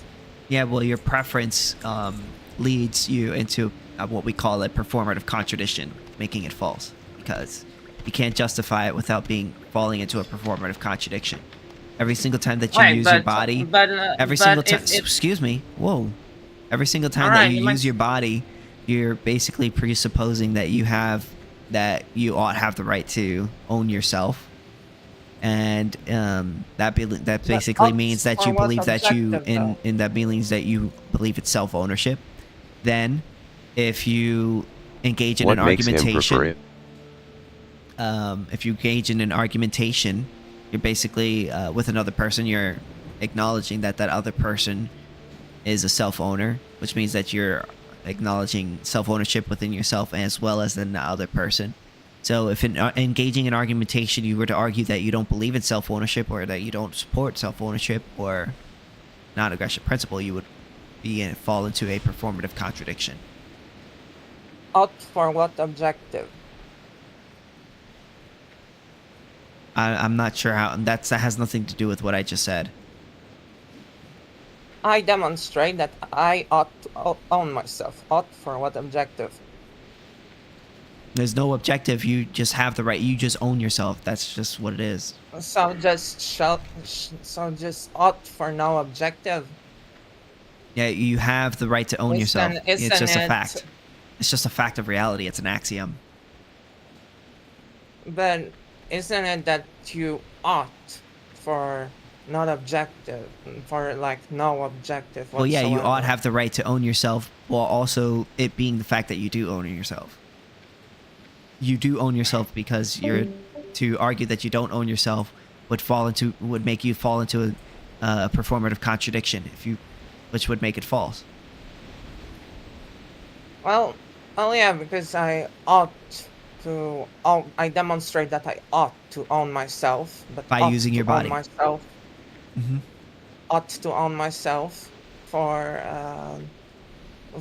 what objective? Because if you leave If the you're function speaking empty right now, of the objective function, yeah, if you're speaking right now, you're demonstrating that you ought have the right to speak. If you didn't believe you had the right to speak, then you wouldn't be speaking right now. That means that you're demonstrating that you believe you have self-ownership.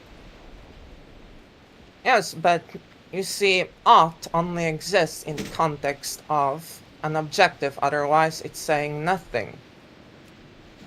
Ought No. for nothing. Ought for nothing means nothing.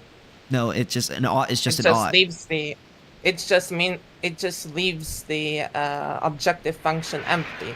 If you declare ought exists. Ought means that it's something's optimal for some objective. If you leave the objective function empty, then your ought means nothing. Then you must ought for something. Otherwise. Well, then I ought for the as much as non-aggression saying principle. that- There you go.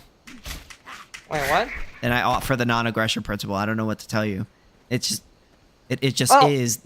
I don't know what else to tell you. It just is that you all own yourself. It's just. Well, I will explain to you how it's demonstrated, like how I demonstrate by using my body. I mean, for what objective? I You're using. demonstrate that I should you're own just. myself. You're The just not objective understanding what I I'm saying. should own myself is You're just not understanding what I'm saying. Talking to you is a waste of time. If you want to understand the non-aggression principle, I would probably read.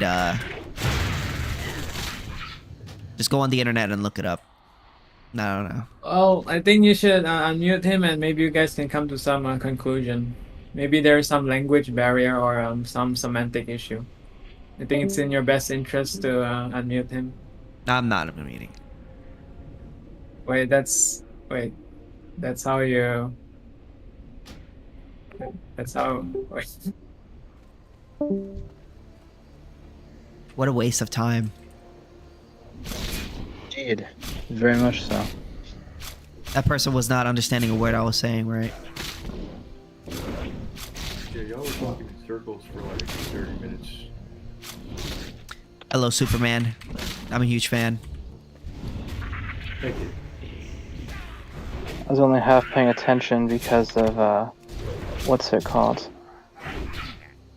Fuck, I'm gonna die. What do you call it? I was focused on other stuff. I was trying to read some stuff. I was just talking to some people about, and who I know in real life about hanging out online. But yeah.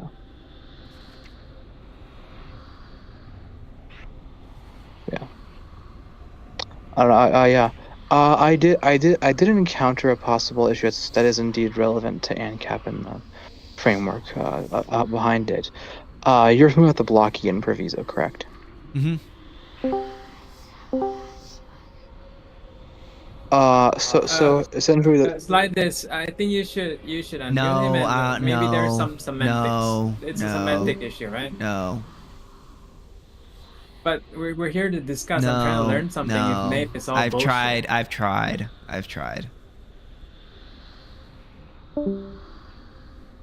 okay, there you go. What was I saying? Yeah. So the Blockian proviso. The thing with that, the question with that would be, so I was looking at some of like Walter Block and Lucas Dominic, however you pronounce his last name. Some of their articles on. Oh my gosh. Oh, is that Light? No, Hey, Light. What's up? Lights, I should say. I thought it was the other person again. No. Don't worry. If they came in, I have that person muted, so even if they come in, they can't speak. So. I meant the person who wasn't muted who's gonna like come and like basically beg you to unmute them again. That Oh, was if they do it again, I'll great. just mute them. I'll mute that person. Oh. Yeah. Continue. But like, yeah. So I was noticing like the arguments that both of them were making. So like Block's whole argument for the Blockian proviso is essentially that if you like circle like the an area of unowned land in the shape of a donut, you are essentially you're basically blocking access to it, and you're preventing it from becoming homestead. And basically, like under libertarian property theory, the whole point is essentially to try to get every part of the land, everything as much as possible, put under private hands, and therefore it would be a violation of the NAP to prevent other people from going and like homesteading that area. Lucas Dominic has a slightly different version of that one, which is much more interesting because his version, unlike Block's, would not entail, as Block explicitly spells out, that it only applies to like unhomesteaded land, whereas Block's position would not. Block's version of it would not apply to like if I encircle like the owned land of someone else. But if they once they die, then I have to let people go in there if they want to.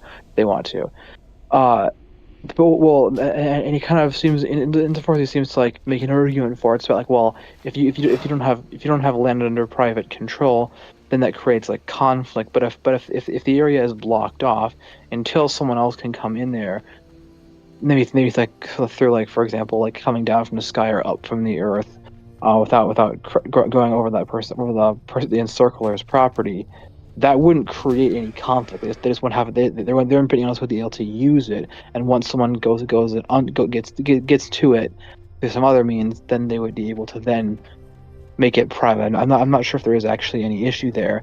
And under Lucas Dominic's position, he argues that basically that it creates a conflict between the person who's encircling, because the person who's outside of the encircling doesn't have a duty to not go to the middle, to the whole part of the donut, but like the encircled part of it. But they also have a duty that was supposed to create constriction because because like not being able to like go across it would create basically an obligation to not go. But I would argue it's not a constriction; it would be an indirect obligation. I'm not sure. It's probably not concrete enough for me to actually properly explain it. But I don't know if you have any thoughts on the subject, or if you can kind of help me kind of figure this out, because I'm kind of just like, I think that I was just taking a look. Here's my I guess view on it, right? Is the basic view. If you are encircling another person's land, you're basically claiming something that does not belong to you, because to restrict another person's access to it, or like right to leave it, right? You're basically taking control over some property that no longer belongs to you. So in order to, no longer be in that issue anymore, you kind of have to allow that person to come and go some way, and that's like an easement. Yeah, it would create an issue. Like it'd be claiming indirect control over it. But yes, it would certainly be creating like a situation where the person isn't going to be able to survive unless they go across your property. Certainly. Well, because if you circle someone's property, it isn't even like about like survival. It's just merely like you're claiming something that does not belong to you when you encircle. So for instance, like I think Liquid Zulu had like a pretty good analogy, right? Where essentially like a Looney Tunes contraption where it falls over your head, and then I say, oh, don't touch my box, like contraption. Do you know what I'm saying? Like, let's say like I had a jail and I just dropped it on top of you, and then I said, oh, you're not allowed to touch my jail, like that's my property, right? But you get what I'm trying to say, right? Yeah. The reason why I would have to let you go isn't because you can't survive. Like, I'm sure you could figure out a way to survive on your own, right? The issue is that you're claiming property that doesn't belong to you. You know, you're restricting my movement. You know, Yeah. my ability to come and go as I please. Yeah, I suppose it makes sense. Yeah, I guess there's a temporary source of confusion. I was kind of like confused. Like, I had the thought of like there might have to be like some level of like limit to it insofar as like there's like endangering, but like I don't know. Yeah. Nah, it But isn't about like danger or life. It's about the fact that you're. I know. Because I know that was that my thought. Liquid Zulu said this, and there's this one debate that he had. I don't remember what it was called, but it was about donut homesteading or something like that. Yes. Where he was talking to some guy about it, and that's where I got that example from. Yeah, I know. I was just like, yeah, it's like, I mean, I don't know. I mean, technically speaking, all you're claiming in any of the cases is indirect control. Like that like you're not like directly claiming. You're just kind of like basically like not allow people to cross over your land, and therefore that would indirectly imply that like unless you can find some other way around it, that they couldn't go into that land. But if they did, then you would have a right to they'd have a right to control it. Yeah, because it's like the same reason why like if I were to drop a jail over you, like you can't just be like, oh, don't touch my jail. Well, it's just like, wait a minute, I can't not touch your jail and leave. Like, you know what I'm saying? Like in order for me to leave, I have to touch your jail. So like, but your jail being there is stopping me from being able to like leave. You know what I mean? So you have to let me leave. Yeah. I guess. I mean, that's kind of how it goes. I'm more of trying to like figure out the exact theoretical reason behind it, if that makes sense. Well, I think the main backing is pretty much that you're the main thing is that you're claiming something that doesn't belong to you, because that's like to close that circle, right? Because you necessarily have to restrict their like usage of being able to leave. Like, so for instance, like if I put a circle around you, you know, like I'm stopping you from leaving. I'm forestalling you from, you know, from leaving, using your property. So like you have to let me leave. You can't, if you don't let me leave, well then you're basically, I'm your prisoner. But I can't be your prisoner. You don't own me. So like, yeah.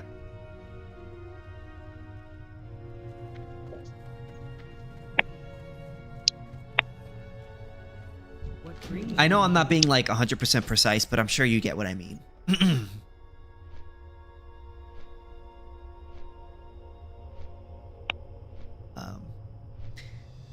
Well, I feel like I've gained a little bit of a following here. There's a couple people in here just listening.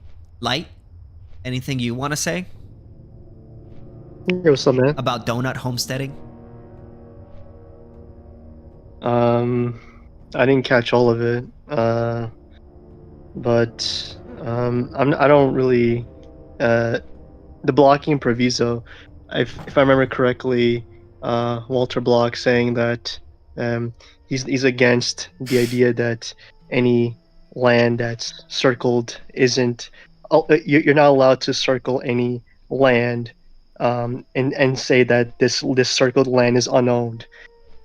He's trying to have it that all land should be ultimately owned, but I don't, because he's trying to like make this argument about like forestalling, and he's trying to he's trying to make an argument for like a child, where it's like if like a parent has like a child, but he has a child in his house and doesn't let the child have like a new parent or whatever, that Block would argue is like this is an example of an aggression, because like the parent is not allowing other people from homesteading this right to to care for this child, and instead like having this child inside the house and being jailed and starving to like death or whatever.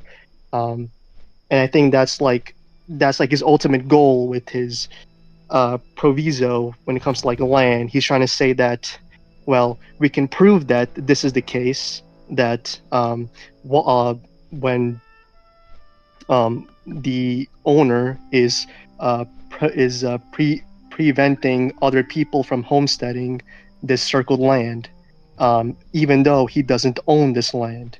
So he's essentially he's controlling land. He's controlling a resource he doesn't own. He's controlling it from being able to be homesteaded by other owners. And there seems to be like a contradiction where it's like you're controlling something you own, you don't own, even though that you don't really have a right to prevent others from homesteading. I wasn't laughing at you. I'm sorry. I was looking at something on Facebook and it made me laugh. But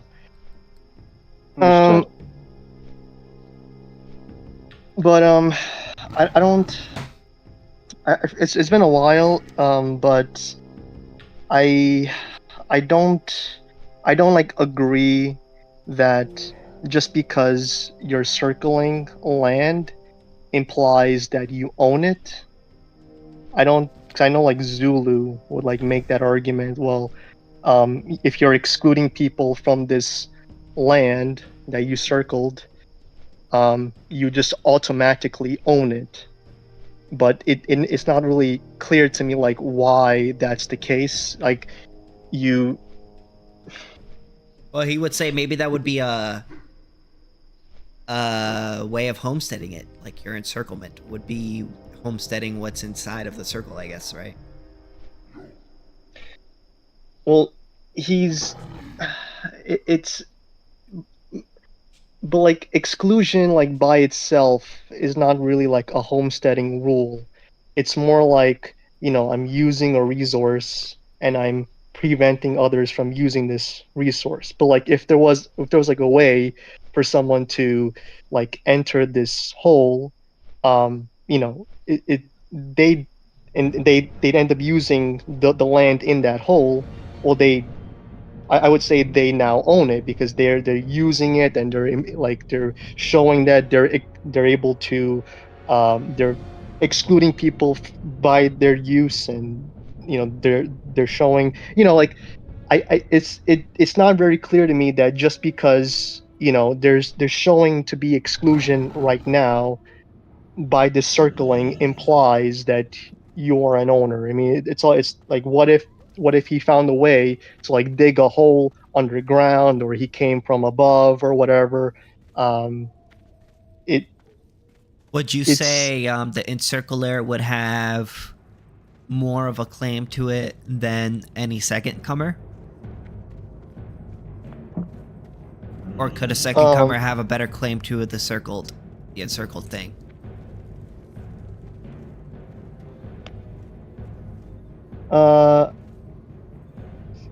Well, it seems like I don't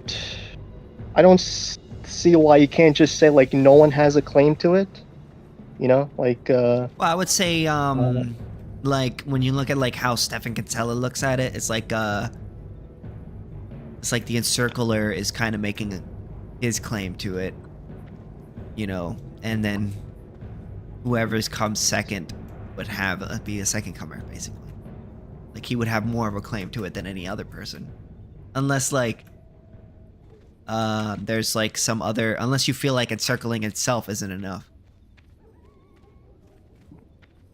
Yeah, I mean, I think the example is that this guy is building like it's kind of hard to say without the picture, but like basically it's like A, B, and C. Like the C is in the middle. A is like the landowner, like that specific area of land, and then like B is like the outside. It's kind of hard to like explain it without the actual the actual picture.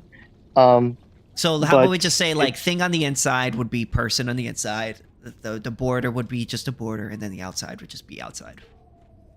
Just say that. Well, it's more like there's the property. So there's like land in the middle in that circle. Then there's land outside of it, which the guy owns, and then like the outside of that is like person B or basically that little circle is like basically Walter Block's asking, is that circle owned even though this guy outside of it isn't using it? He just has it has like a fence around this like circle. Even though he's not like using or anything, it's just Mechanized snow goggles. This person just gave me. Sorry. Oh, nice. What's this?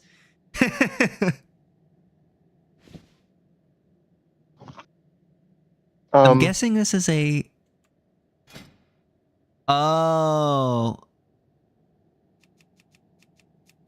Oh, I guess that's a item to make you look better.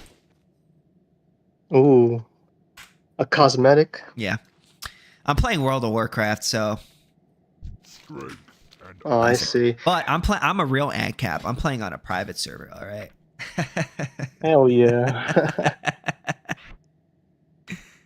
Is it like bot? Like did you like or is it So private servers, it's called Warmane. These people set it up some other country where they don't really care that much about IP.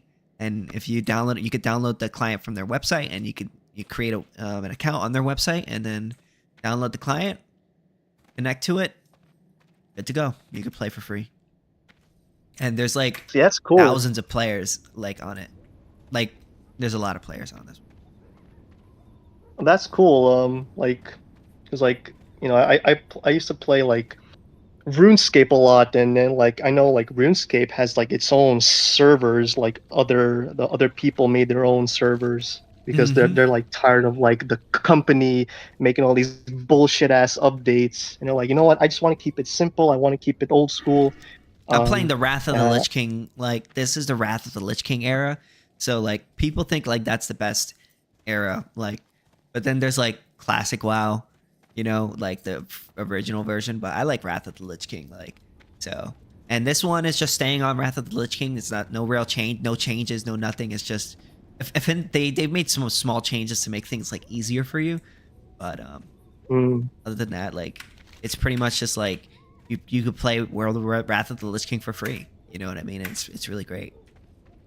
And you can't play the original servers. You can't play Wrath of the Lich King. Like you're not allowed to. Like, so really, you can't. They're on TBC right now. They're on the Burning Crusade and Classic. They have the Burning Crusade, Classic, and Mist of Pandaria, but they don't have Wrath of the Lich King, which kind of sucks. What the year was that? Like, what year is that like? Wrath of the Lich King? I don't remember. I don't remember. But Wrath of the Lich King, that expansion was like the peak of World of Warcraft. That was when it had its most players and subscribers. It was like millions of subscribers. And people are paying $15 a month plus the expansion, which is like $50 to play this shit. You know what I mean? And like those millions of people. Like, it's crazy how much money they were making. And yeah.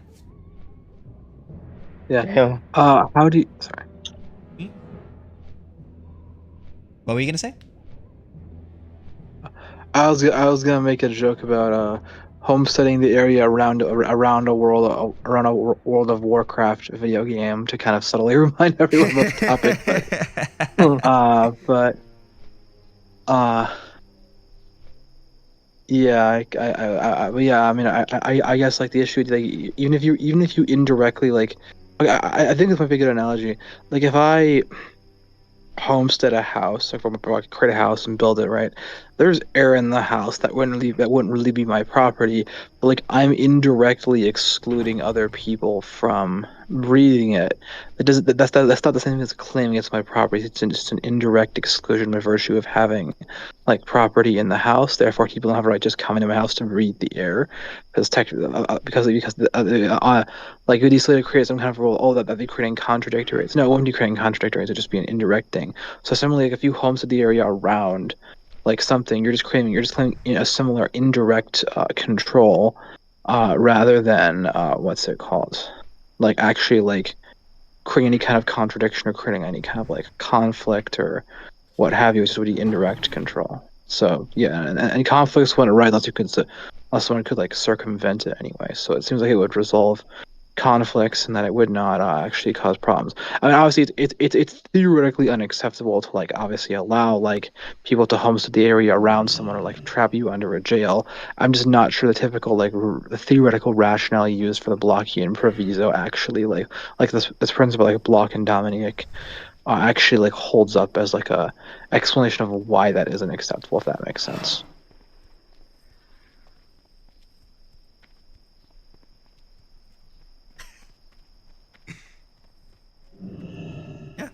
I don't know if I followed that actually. Yeah, me I'm neither. not I gonna wasn't lie. following that. I was hoping you were following that. Oh, Gonna fuck. re-explain it or try to. Nah, you're good. I mean, well, if you want to. Okay, so essentially the original poem would be like, I'm kind of using an analogy here, because like, okay, so like presumably, like the I don't like if I have a house and I build a house for myself, there's air in the house, but I wouldn't necessarily like own the air. But I wouldn't be violating other people's rights by not allowing them to come into my house to breathe the unowned air, because I would have indirect control over it by virtue of creating the house and having air inside of it. Well, I mean, Does that make sense? presumably you could like have, if you were somehow able to like hover over the person's land and breathe the air in your land, you technically wouldn't be violating the person's rights if you were hovering. I mean, like if you, I mean, like if you like build a house that where it's closed, it's closed or it's mostly closed off. So the only way someone could come and like breathe like certain air, like in a basement, for example, would be to like come into the basement, and then if you're essentially, and therefore by virtue of claiming ownership and exclusive control over the basement, you are indirectly claiming exclusive control over unowned air, essentially. The problem with air and ownership of air is it's like really hard to like enforce something like that.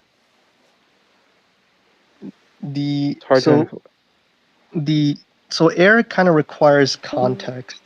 In most contexts, you can't really own air because air isn't something that you're necessarily using in your action. You're trying to exclude people from using it. Air is just something that's really unconscious in most contexts. Like we're just breathing it. We don't really think about it. We don't really try to try to think about how we should plan our air, etc. It just happens. Now in some contexts there are situations where air is very limited. Some people use oxygen tanks, or maybe like there's like a tunnel underground, and there's like all this there's only like a small amount of air left, and that's where you kind of need rights to like be like, hey man, you're interfering with my air use. I need air. I'm gonna die of oxygen if you keep breathing. Stuff like that. But in your example with the house, it kind of depends on the context, like because usually in homes you're not really running out of air. Like air is kind of coming in from the outside pretty regularly, so it's not being like excluded when you're breathing air in your house. You're not really excluding other people. It's because like there's always like lots of air available and conflict. new air coming in. Yeah, you're not trying. There's no two people aren't trying to like use the same thing at the same time. Like air only comes into becomes a like property when it could come into conflict. So like, let's say if I can put air into a can and somebody steals my air can, then, you know, because there could be conflict over the air can, then, you know, obviously I could say, oh, I'm the owner of that air. But like air in the oxygen, like normal air, most people aren't coming over when they breathe in, there's such an abundance of air that their breathing doesn't take away from another person's breathing. So property doesn't really come into play in that situation because, yeah, your use doesn't really take away from another person's use. I get that point. I mean, I understand the concept that Arizona, and I understood it previously. The point. So it's like obviously someone could want to breathe in specific air for like some bizarre reason. It's obviously psychologically possible for that to happen. Indeed.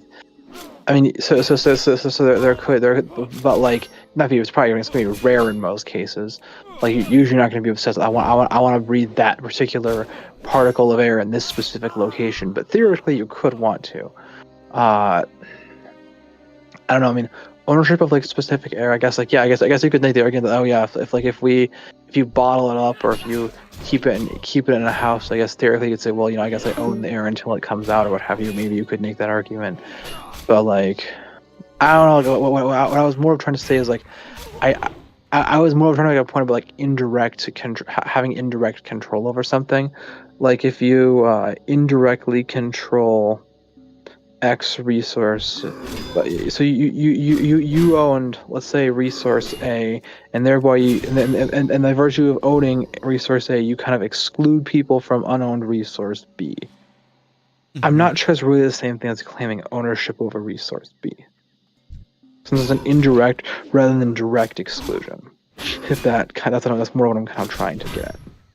You wouldn't have any inherent right to control resource B. If you could someone like teleport through it, then you could then, you know, homestead resource B and then develop the right to control it. But until then, but like outside of that, then it would just be like, you know, it wouldn't be the kind of thing that there'd be any conflict starting over until that would happen, and it would just be like unowned, but you would have indirect control over it. I don't know if it's making any sense or what. I'm kind of following. I think so, yeah. Yeah, there are cases, I think, that you are like, I wouldn't say you're necessarily controlling it in like a usage sense, but there are situations where, you know, you owning something could, you know, in effect, as like a byproduct, like exclude people from other things, but it's not like you're saying, hey, you know, you're not allowed to use that thing. It's just, you know, I'm currently the owner of this thing, and even though you have to, you know, cross my land or, you know, enter my house, to like, you know, for example, let's say I have some trash, you know, I want to get rid of this trash, you know, that's in my house. You know, you could say, I don't own it. I'm trying to abandon this trash. That's in my house. You know, if you wanted to, if there was some way where you were able to take my trash, you know, without invading my rights, well, you'd be the owner of it. You know, I wouldn't have any issue with it. The problem becomes, the problem is that, you know, I'm the owner of my house. You know, you need to ask, you know, for my consent to like enter my house, even though I have trash, you know, that maybe you might want. Yeah, I think that's correct. I think you could technically not own something and exclude people from it, but not like in a way where it's like, I own this trash and you are not allowed to have this trash. It's more like, you know, I own my house and you have to ask for my permission to enter it and to take my trash.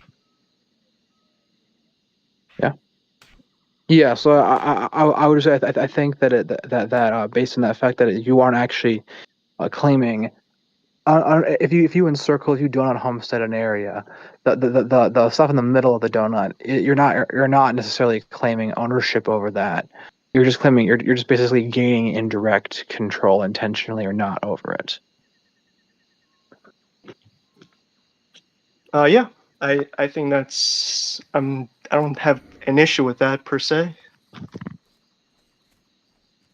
Yeah, and it wouldn't create any it wouldn't create any contradictions or create any conflicts, and therefore I'm not sure if the Lockean freedom as argued for has been is what's it called, works for that. When it comes to doing it around someone else's property, that's another question. Wait.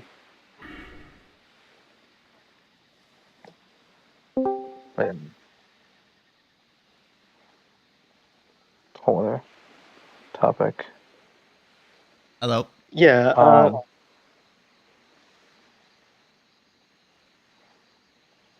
Yeah, I tend to be in the camp where I'm not really in favor of the proviso. I'm more in the camp with Stefan Kinsella, where we're kind of anti the proviso, blocking proviso. Yeah.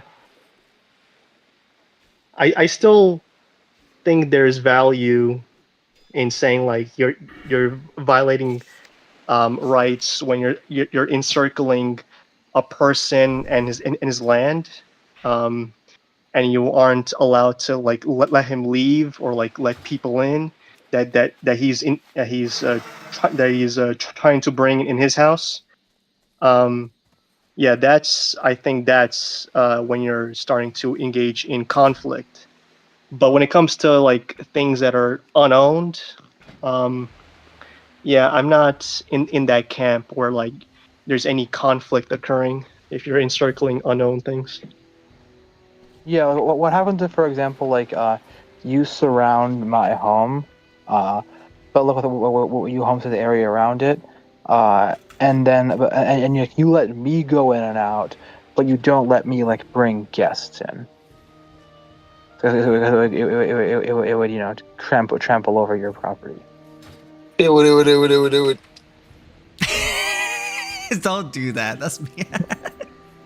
That's not nice. That's not nice, bro. Are you revving it up, bro? Come on. That's not nice. Don't do that. Yeah. Yeah. So I think if you own a piece of property and there's someone who's not allowing you to leave or not allowing you to invite guests, well, he's essentially saying I have exclusive rights over who's allowed to exit and enter your land, and that's obviously a conflict because it's I also have the right to enter or exit my land, and at the same time I don't have that right because you're stopping me. So there is a contradiction over the use of the land here in terms of exiting and entering.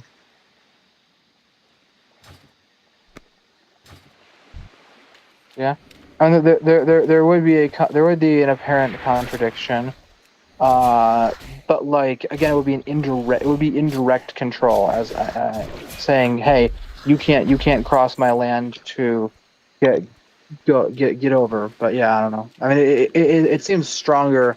The Lockean principle seems stronger in the case of when it's your own property that's being encircled. But like I said, there's more of a conflict. I mean, it kind of, I guess the way to put it might be that you're disabling like the person's like meaningful ability to control the land, I guess, like or their own property. I guess if that makes sense. It's like even if you're technically speaking not like formally denying the right of exclusive control, you're indirectly trying to basically kind of like make it meaningless.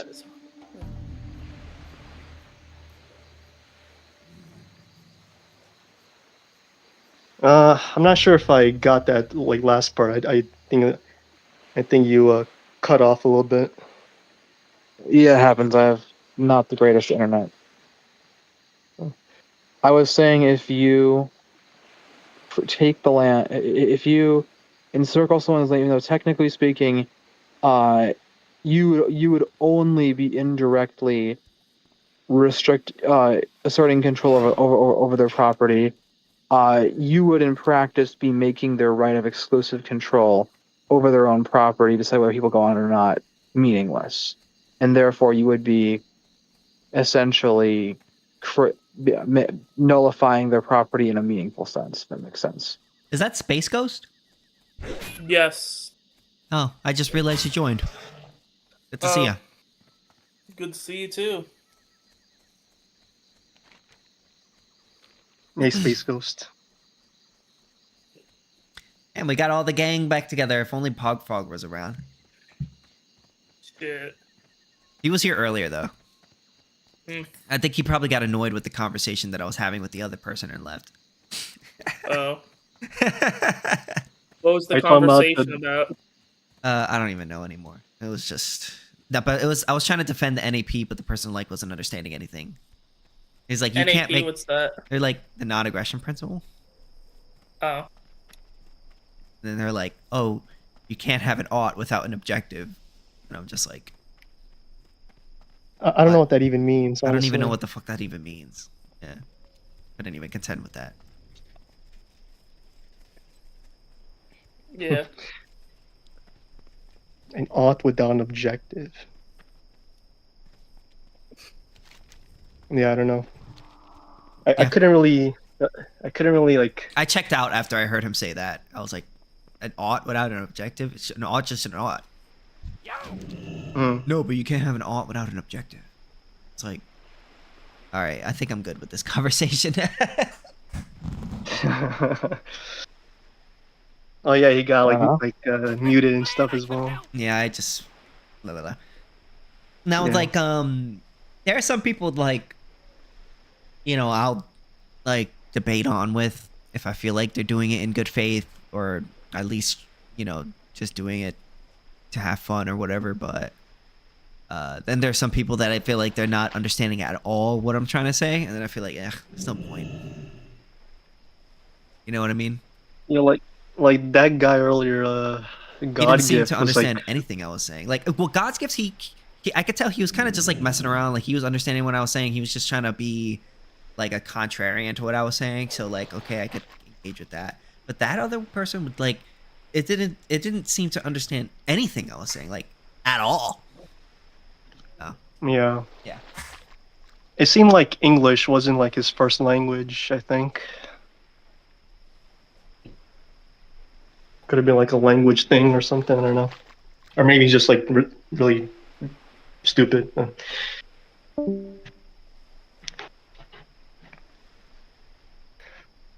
And also like earlier, like before I got in, some guy was like, you know, in history, people owned each other, and it seems like people just don't understand what ownership, you know, means. It's, you know, ownership is like an ethical concept. It doesn't mean, you know, possession. It doesn't mean, you know, I mean, like you know, people obviously, in history had slaves. They controlled people. You know, they kidnapped people. They took people from wars. They took people overseas from Africa and brought them, you know, to the Americas. But, you know, this claim that they were owned, you know, the state claims that, you know, you had an ownership claim, Wait, are But you guys actually anarcho-capitalists, like full on, Well, I am. full body? Damn. Well, yeah. Like, what do you mean? what is that supposed to I'm mean? not sure. I'm not sure how else I would be. You know, I'm not sure what would be like half body anarcho-capitalist. Yeah, I mean, I don't know, like. Not sure. What are you? Are you a racist to AnCaps? No, Yeah, I bro. just like to see a young spirit, you know, kind of like, hell yeah, brother. Let's get it. Anarcho-capitalism, baby. Where do I turn this in? Oh, I gotta go over there. But real life will smack you in the face eventually. Maybe you're a nepo Yes. baby. When I grow old, I'll eventually think like you and support the government and suck the government's cock. Yes. No, I mean you're just like a kid playing video games. Oh bro. yes, Come I on, am chill. just a kid playing video games. Yes. Chill, I bro, like I chill. literally am a guy playing video games right now. Yes. Yeah, that's what I'm saying. I'm like chill, dude. Yeah, they claim that when you turn 14, all of a sudden you'll stop being an ANCAP. You'll wake up to real life, as they say. Yeah. I actually regressed. What As you I've mean? become older, I've become more ANCAP. So does that mean that I'm becoming younger as I'm becoming older? Is that what you're saying now? Or 14, dude, that's crazy. so no, I mean it's just interesting to see, like I say to you, bro, like to like really be convinced of that. That's an no interesting way. position. Yeah, to me at least. Like I can't understand it, but I mean I can't. It's not that I don't understand it. I just think it's pragmatically retarded. But to see people that are like actually passionate about it, or at least co-sign I mean, it, it's not pragmatic It's to a rapist to not rape somebody, but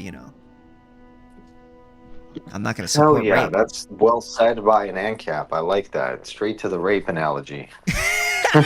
Off rip, dude. That's like my boy coming in swinging, I mean, it's bro. not Like very that's, pragmatic to a rapist to stop them from raping, but yeah, hey. that's what fucking weeks on weeks of gooning and playing Minecraft will do to your brain, bro. Yeah, But like, I don't play Minecraft. I play World of Warcraft. Okay. oh, same difference, We're bro. World Lord of have Warcraft mercy. gamers If you here, play alright? World of I'm Warcraft, a World of Warcraft Jesus. gamer, alright? Alright? Oh, Lord have Put mercy some respect upon on my your name, soul. alright? Oh, Lord have mercy. I There would be actually do respect. own a Minecraft server though, not gonna lie. Yeah, I mean, if it was like 2001 or 2003 or something, and you played a while, that'd be kind of cool. But like, if you play that game today, you're actually like, Dude, oh, bro, I a don't lot even of know how people to play put it World of nicely. Warcraft. What are you talking about, dog? I don't even know how to put it nicely. You should get ringed in a cash shop I for the should most get ringed repetitive, in a like fucking cash spaghetti shop. What? gameplay imaginable, bro. It's ass Dude, cheeks. World of Warcraft is so dope. There's so many people playing it. You're just a hater. Oh, buddy. What do you play? I don't. I used to play when Classic was a thing. I played at one point, but Lord have mercy, what has that game become? I don't even understand it. I can't even begin to understand how anyone could enjoy it. But if It's you great. do, and you also enjoy anarcho-capitalism, that's just like, yeah, dude. I don't know what that is. You're a different I can tell you don't know what it kind of is. breed of human. I can tell you don't know what it is.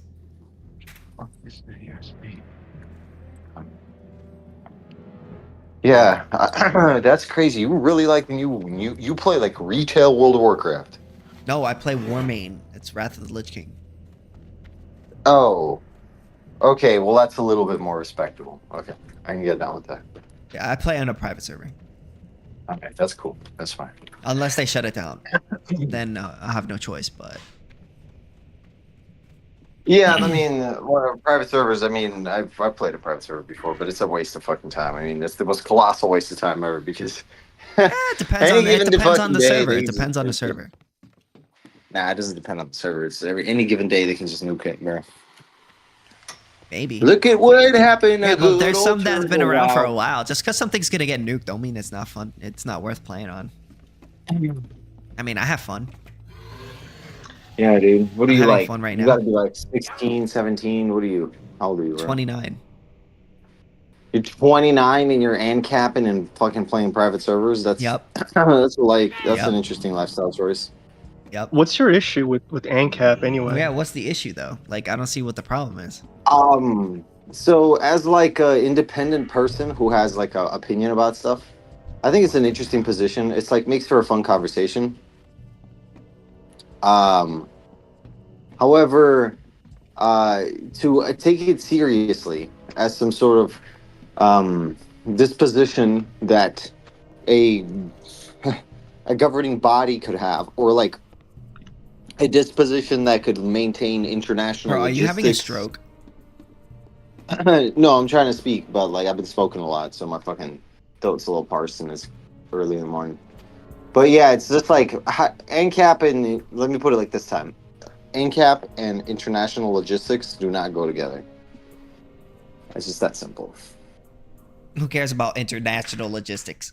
I just don't want to be taxed. I don't want to be taxed. No, I know you don't care, but that's the point. That's what I'm trying to like elucidate. Is I the just don't want to be scope robbed. of an AnCap's point of view? That scope is tiny, and it really doesn't take into consideration many of the kind of pleasures that you take for granted. Like if you were an Why AnCap should I and be robbed? I don't want to be robbed. No, I'm saying if you were an AnCap living in an Amish society, like a really hard body Amish, I'd be like, that's cool. Like you're pretty much there anyway. But if you're like enjoying the luxuries of the internet and like, shopping online and doing shit like this, and you want to talk about AnCap, like, come on, brother, you're a clown. I'm engaging in capitalism. Is going against and cap. That doesn't make sense. Maybe that would make sense if I was like a socialist, but I'm an AnCap. I support capitalism. I mean, it would probably be like hypocritical if I was like taking like I don't know, maybe welfare or something like that. Maybe that would be hypocritical because I'm an AnCap. But engaging in capitalism is not anti-AnCap or capitalist. That's what the cap is. I mean, I wouldn't even be against having welfare per se because the state stole your money and, you should be able to have your money back to some extent, like at least, to enough that they stole from you, you should be able to have it back. Well, yeah, but you get you get the, the idea of what I was trying to say, right? Like I get what you're saying, like, because you're basically making the argument that like, oh, because the government steals your money, if they give it back to you, it's not really like, they're just giving back to you what they already been stealing. Like, you know what I mean? Yeah. But like, this idea of like international logistics, it's like, well, first of all, like AnCap is a theory of law. It's it's telling us how we should resolve conflicts with your fellow man. It's not per se saying like here's how we should handle XYZ with like here's how we should have here's how we should have like a company or like it's nothing like that. It's a theory of law. It's supposed to like tell us how we should deal with our fellow man when it comes to the existence of a theory conflict. of law. So, like, let me get this straight. It's a theory of law without a governing body to represent or enforce that law? Yeah. It is. Okay, so we discover that law by basically can I figuring out what. make an allusion to something? Sure. Like the closest thing I can say to that in history is called a pirate's code. Like it's like a set of books, it's a codex where it's like like it's a pirate's code. Like here's a set of codex that you're supposed to abide by. But the irony of the abiding part, the irony of the practice of it, is that pirates are very capitalistic. I mean, quite frankly, yes. But the enforcement of this codex is aloof. And due to this problem, there's really the emergence of that phenomenon. And that's what you're actually arguing for, because when you don't have a central enforcing governing body that is like kind of, or at least is attempts to the best degree possible to remain neutral towards who it is that is, being tried by this mechanism, if this is not present, But it where in the devolves state? into Where in the state do you find that? The state isn't a neutral arbiter. That is in the 3 branches of the republic. They're not neutral. And that is found in the judicial system, wherein which you have the ability to plead your case in front of a jury. Yeah, but you can have that without a state. You don't need that. You don't need a state. You cannot. You Yes, unfortunately cannot. There's private No, courts. you actually can't. You ever heard of a private court? Yeah, so like that's just like, I mean, if I have to explain to you how a private court is a kangaroo court, if you ever actually do that, I'm gonna go ahead and peace out. You say bro. every single private court is a kangaroo court? What would make you No, think I'm that? saying to you, if you think a capitalist influenced private court will not be anything shy of a kangaroo court in practice. Public courts aren't like, kangaroo courts. Wow. They don't throw innocent people in prison for non-violent offenses like on not a at day-to-day a basis. degree that is that Oh, would be so the drug present war for your is fine. I mean, listen, man. The FDA allows a certain amount of fucking rat shit Okay, inside of got you. cereal. So fundamentally, No, I mean, that's just the truth. fundamentally, the state is not like this neutral arbiter of like, you know, what is right and wrong. Like it makes mistakes. It says things. It does things. Makes decisions that are fucked up. Right? There's no. I don't know where in the world where you find this neutral arbiter. Like Yes, I say to you is one of the points that you missed is I said is the best attempts, the closest approximation of this, because nobody's saying that this is perfectly achievable. It's just saying to the highest degree that we can marginally achieve, which is effectively what Well, you can have that in private courts, right? Yeah, no. I mean, good luck again. Like you can argue for it all day, Okay, but like the gotcha. functionality and the emergence of it is the part that's. Well, really I would say important. they would be more incentivized to be unbiased, because if they don't, their customers could choose to go somewhere else. Whereas the state, you're forced to pay. That's so cute, bro. I love that. I mean, am I I wrong? love that. Am I No, I not mean, I forced just to love pay? that. Like, am I not forced to pay the state? It's courts. no, I mean, I just love that. Like that. Who even is? So, like, let's say you get some private random court company to like rule over a case, and then you don't like the way that you just go to another company to rule over the case. What if you just like don't fucking go? Because what's the point of getting a ruling if you can just like What say, if I nah, don't I show don't up to actually a like you government guys. court? You know, it's the same No, shit I can mean, I'm happen just there asking too. you, like, in your example, like, when there's no Private governing rights body. enforcement agencies will probably have some policy to figure it out. I don't know exactly. Oh, so it's gonna be some private police department that's gonna go and find you now.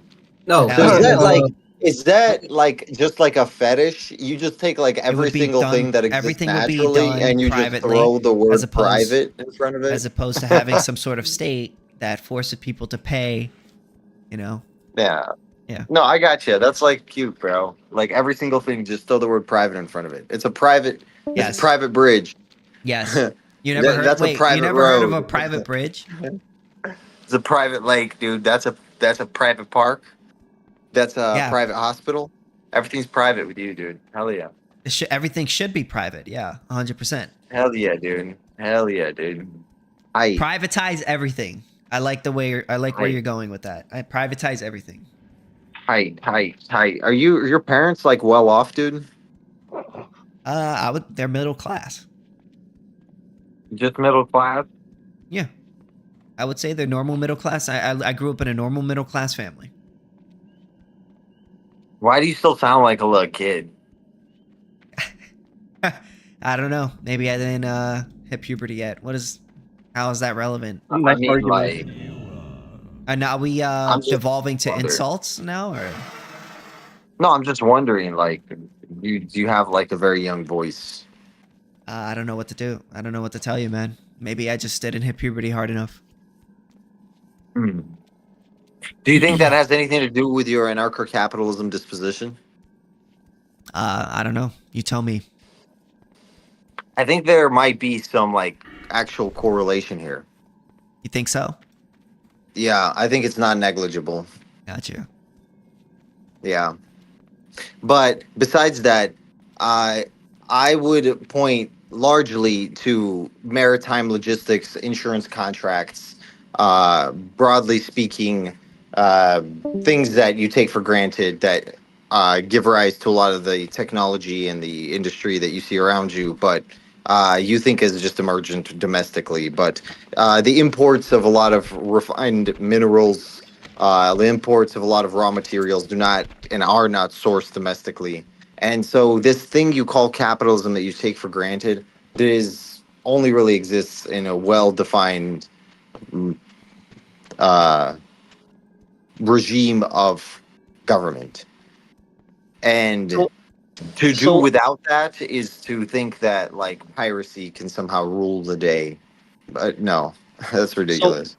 So how do you know that everything the state is offering right now, all this like, the internet, GPS, the military, police, how do you know that it can't be offered on the market and better and, without, all of this Without coercion. taxation? Right. Yeah. The reason that it can't be found somewhere else is largely due to the fact that what we're talking about here is a neutral body, and this apparatus having longevity and grandfathered in is also being very important. So when it comes to having private enterprise for lawmaking, that is just a terrible system because you're effectively invoking just a bias, an unnecessary bias. It seems rather obvious to me that having a system like we have in America, where in which there's at least an attempt towards you can get a new judge, the jury is selected, there's a prosecution and a defense, and But the state is monopoly, right? That is exactly how this must happen. Okay, but if The you monopoly, have a though, has monopoly, to be, if you have a monopoly on force, right, then there's no way, like what they say is final and then that's it. Whereas if you have competition in the market of adjudication, you can go to a different judge and you can go to a figure things different out. judge inside of our system.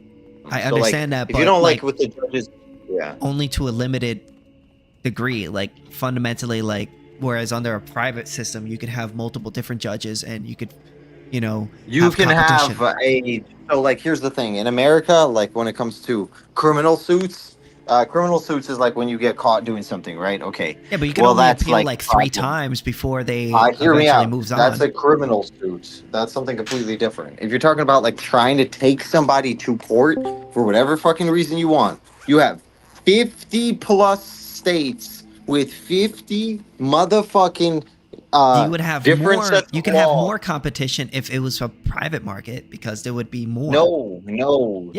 There's no need for even more competition with this. Who are you to say that? Who are you to say that? What if I want more competition? All what if right, I don't bro. like the choices that are on those 50 choices and I want to go to choice 51?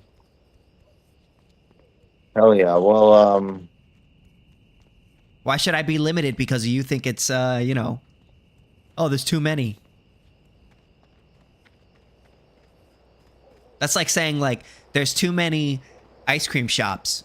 Why do we need so many? Well, it's just like maybe I like ice cream.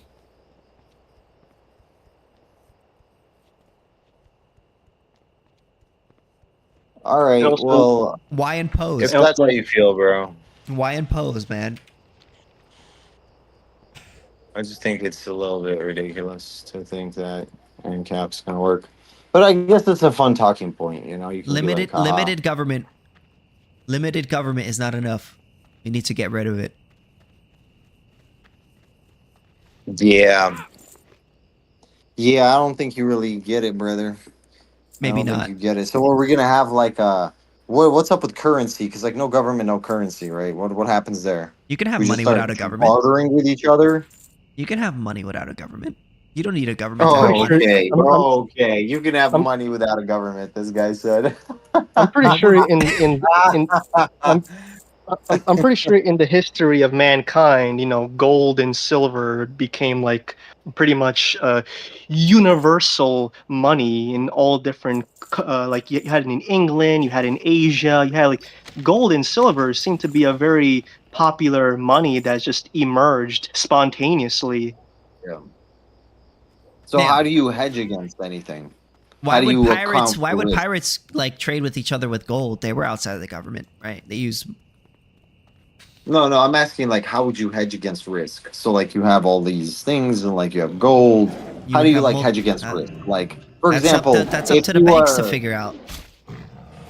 oh The private banks to figure Alright. that out. That's their job.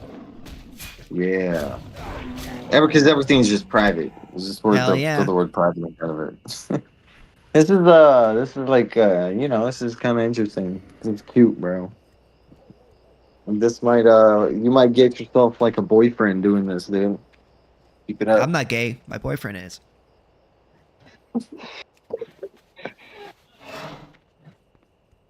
brother. Have you watched my live stream? You should check out my live stream. Brother.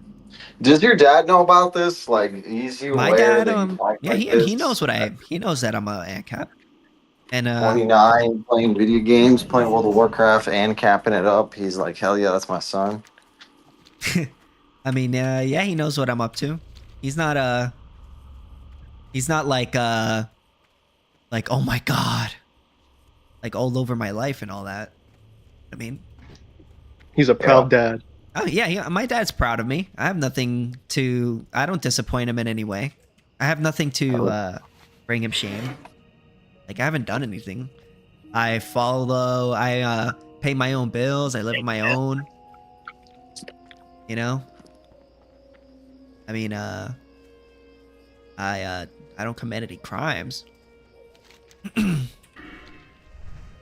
I don't give him any reason to be not proud, I would say. You know what I mean?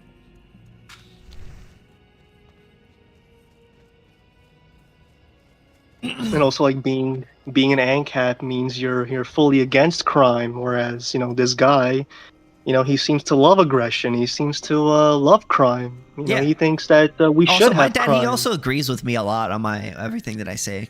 He's pretty anti-government. He's pretty like right-wing. And my mom, she's pretty like more right-wing too, but I don't know, like she's not like political, my mom. But I tell her like what I believe, and she's not like, she doesn't really care. Like it's not like politics isn't really something they care about. Yeah, same for my parents. My parents are just like very super into like, going to church, just living their life. Like, yeah, they don't really care about politics. I mean, they'll say like, yeah, I vote, Republican, I vote Trump, but even then, like, they don't really know what's going on in the world, Nah, not really.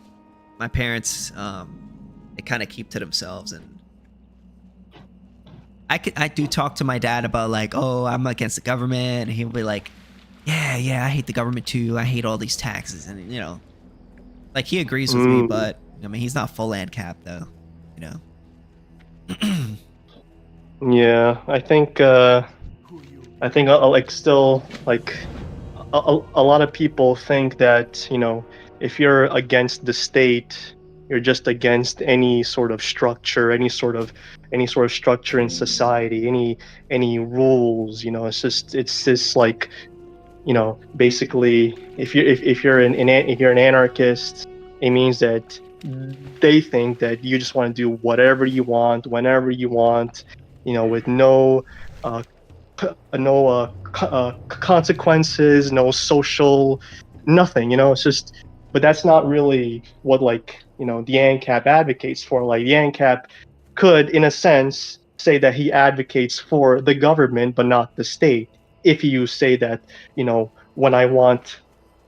you say that the government is just like just like a like private people government. coming together and making sure people aren't attacking each other. Like if I'm on my own land and I'm like fending off somebody from coming in and attacking me, that would be a private governing of property, right? So I get what you're saying.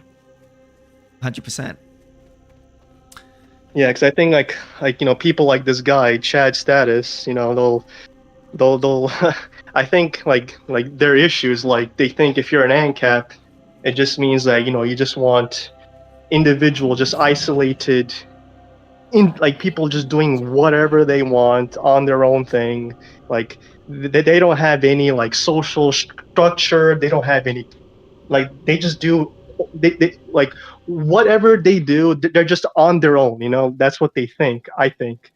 And I think that's like their like main, I think they're like stuck at this like level. Like if you're against the state, it means you're against any kind of structure to have like a uh, uh, you're against having any structure, any social structure. Um, like a conservative will be like they'll say like, oh, you're against um law. Well, no, I'm not against law. I'm just against the state's law, because state enforcement of the the law. state, yeah, the state isn't expressing anything moral. Like the law should be moral. It should be based on what's right. Yeah, there seems to be like, if we're able, if we're able to like say here's what we believe, here's where, like, we're not against the government per se. We're against aggression. We're not against Initiation law. of conflict. Yeah. Yeah, Well, we're not against. Anarchists are just people who believe in a specific type of law. It's a legal philosophy.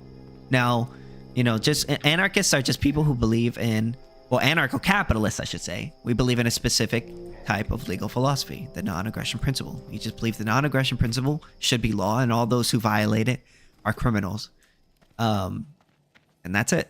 Now, that doesn't tell you whether or not cheating on your wife is a good thing or not a bad thing, right? Obviously, you can have your own perspective on that.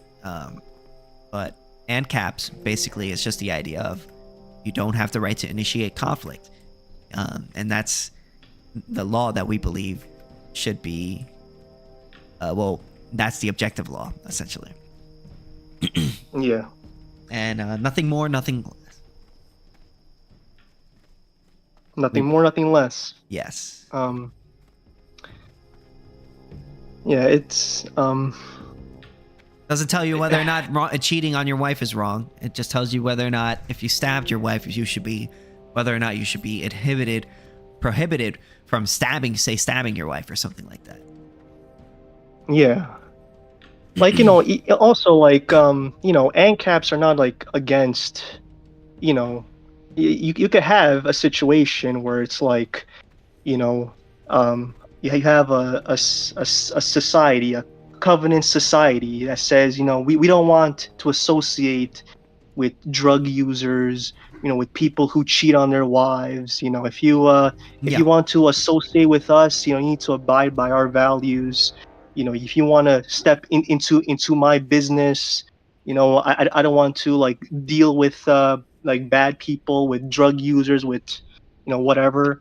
Or if maybe like people can come and have like like a HOA or like a covenant, and just say, hey, like you're not allowed to buy a house unless you have these values, and if you break these values, you essentially have to owe this house, or you have to owe money, or you could have these things, and you don't have to think that ANCAPs are just we just want to do drugs all day. You could have like you could have values in a society without aggression. Hell yeah. Also, again, it's just a legal philosophy. It doesn't, your individual personal philosophy depends on you. So people could be like, hey, like you just said, the covenant communities are perfectly within their rights, so long as they're the owner of that property, to disband any person whom they feel violates their moral codes, because they have that right, because it's their property. Yeah. And when you don't have that right, then that creates conflicts. You know, okay, well you're forcing people onto property, to places in which they don't want these people in. Yeah, and I think you the know, Amish are great. I think what they do are great. You know. Yeah, the Amish are interesting. I think they're very like they're communal or something. They're Yeah, very communal, and they don't use the government. Like as far as I could tell, like they don't. Everything is done communally. You know, everything is done. Like all their conflicts are done communally. Yeah, I think they also have their own like court system. I think in their own little village. I think. I heard they even have their own yeah. little mafia too. Really? But hey, I don't know, but I think it's good. It's like I think they're a good example of like, yeah, you don't need the government to have these things, you know. And it's in Amish communities, as far as I can tell, they're not forcing anybody to stay there. You know. What you need. No. But I think they're still operating. Well, they still have to operate within like the state system, so they still have to like pay taxes and whatever. But like, I think largely the state kind of like leaves them alone to do their own thing. Yeah. It's pretty but like there are, like, left alone. Yeah. But there are like cases where it's like the Amish can get like a little bit weird when it comes to like people like leaving or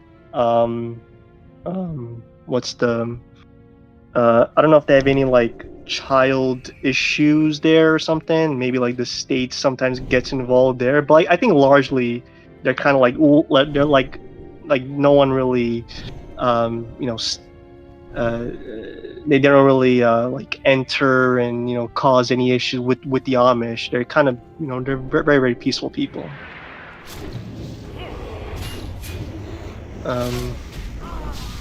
Yeah, I don't know. Maybe we should have our own Golt's Gulch, our I feel own, like the our own, Amish are pretty fucking AnCap, you know what I mean?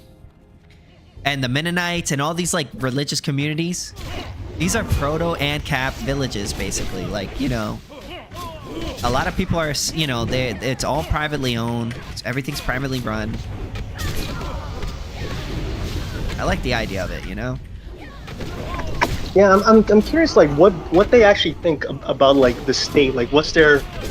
I wonder if like they have actual like view of the state as like this evil state that they just because I know they hate life like outside their own like village because it's all like modern. It's not it not doesn't like follow their associated with like values ideology, with Christian. Yeah. So I guess they would have to like hate the state because the state is like associated with like non-Amish ideas and like it's too what's pretty because they AnCap? want Tell me everything. Yachts and fucking what do they call them? Those big ships, cruises. There we go. Cruises are AnCap, bro. Are basically AnCapistan. You have like a whole town on a boat. It's bro. you're right. You have like a cruise, like markets. You know what I'm saying? Like when you're in the ocean, the government's not like watching you. But you're not like worried about them robbing you or anything like that, right? True. There's actually an island in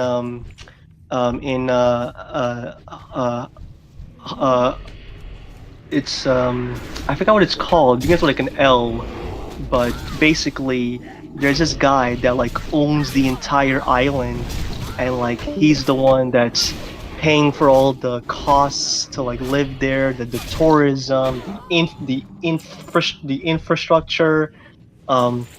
It's a whole thing. Like people that live there. There's like thousands of people on that island. And it's pretty much like an AnCap island. But I forgot what it's called. It's I know something similar where this one guy, he took over like a fucking, not an island, but it was like a tanker thing. And he basically created his own little country. Oh, really? Yeah. Just by taking over some tanker. A tanker, so like... I don't know, something that holds oil or something like that in the middle of the ocean or something. I don't know. Or it has like a plane. And planes can fly off of it and shit. I'm not sure what it was, but basically he took it and claimed that as his own, and you can go there and get your own little passport there and everything. And he has his own currency and everything. Oh, I found it. It's called Lanai. It's owned by billionaire Larry Ellison. He bought it in 2012.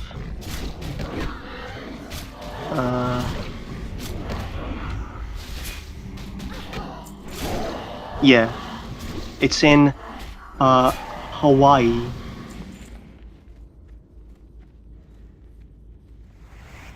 Lanai. And apparently it works. Apparently it works.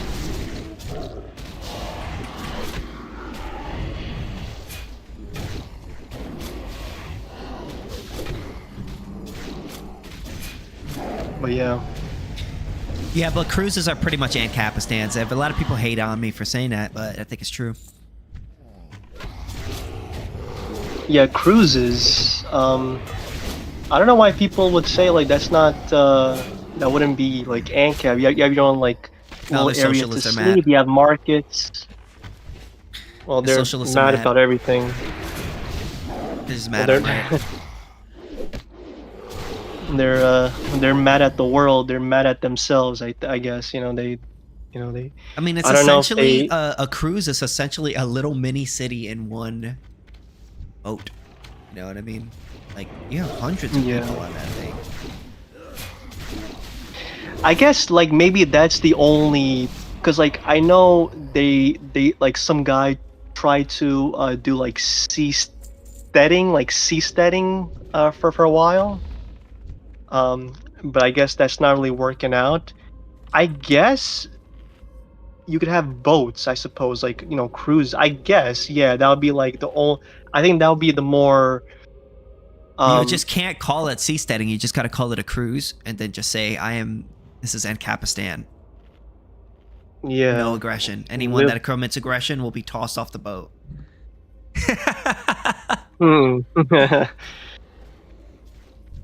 Instead of leaving Hoppa's plane, you'll be leaving the boat. Yeah, right? Yeah. That's what I'm saying. Walk the plank.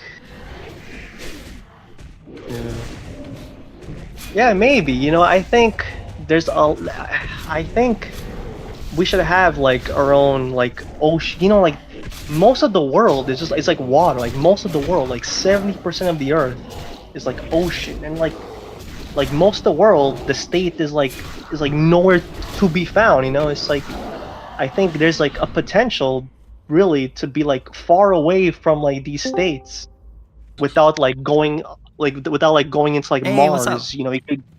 Hey. How you doing, man? Hey, Pug. Good. We're talking about why cruises are AnCapistans. Mm-hmm. What do you think? Cruises? Probably pretty AnCap or something. Because they're like basically their own little island. But city. Did you know that did you know Epstein's Island is like the best example of like David Friedman polycentric law? Oh God. I probably wouldn't use it as an example though, just for optical reasons. No, it's like great optics if you're like a Friedmanite, because like morality is not like real anyway. Oh like, God. the market wants, bro. True. Whatever the market wants. It's chill. True. Whatever the market wants. My lord. It's okay. I can't differentiate between market and non-market, so it's like just like whatever the market wants. I love how like Friedman like wrote like a critique of argumentation ethics while being like as philosophically literate as he is. It's kind of weird, his discontent with like Austrian economics. His arguments against it don't hold up. I don't know, like Friedman should probably just be shot or something. I like it when he debates Eyes other on people him. that I disagree with, but when he debates people whom I agree with, I'd be like, ugh. We hunger for vengeance.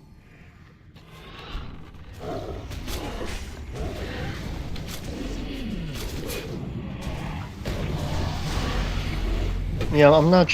Yeah, he's Friedman. He's I don't know. He's. I guess his father kind of like told him, hey, like, you know, economics, it needs to be studied empirically. You need your data. You know, like he really had that ingrained since he was young. You know, so like I could see why he just doesn't like Austrian economics. He thinks economics is a science like anything else, like physics, that just needs to be studied empirically. You need data, you need all this, you know. Oh wait, it is Yeah, you like and like Sithis' YouTube channel. In the comments. I'm sorry. Yeah, I was just like looking on Sithis' live. That's you in the comments, right? I'm glad you're showing support, brother. I know I'm not the smartest AnCap, but I am an AnCap through and through.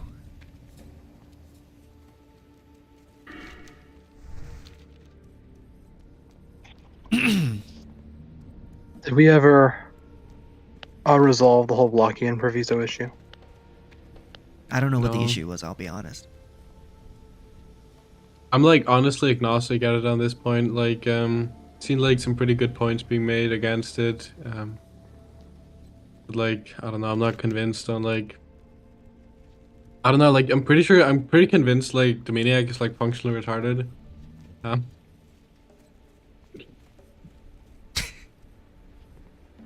What is? The maniac. Oh, the maniac, yeah. Is Light speaking right now, by the way? No, I don't think so. Well, as far as I know. Yeah, Light? it's just like. You there? What? Yeah, what's up? No. Now he's speaking. Well, he just spoke. Yeah, so he wasn't saying anything. Oh, did you have like anything to ask? No, or I was just I in- was just curious. We were worried about you, man. Well, I'm sorry. Yo, I got a little had you black worried. Jesus on me. I know you have thoughts on the blocking proviso though. Me? Yeah. Yeah. What'd you want to ask about it? Yeah, I saw you got a pinned message in Zulu's Discord. Somewhere. Casimir said something about it. But you would disagree with the maniac, right? Yeah. Because Dominiac is making the claim, which Zulu seems to agree with, that there seems to be a contradiction where the guy that's excluding this like unowned land in the middle, he's saying that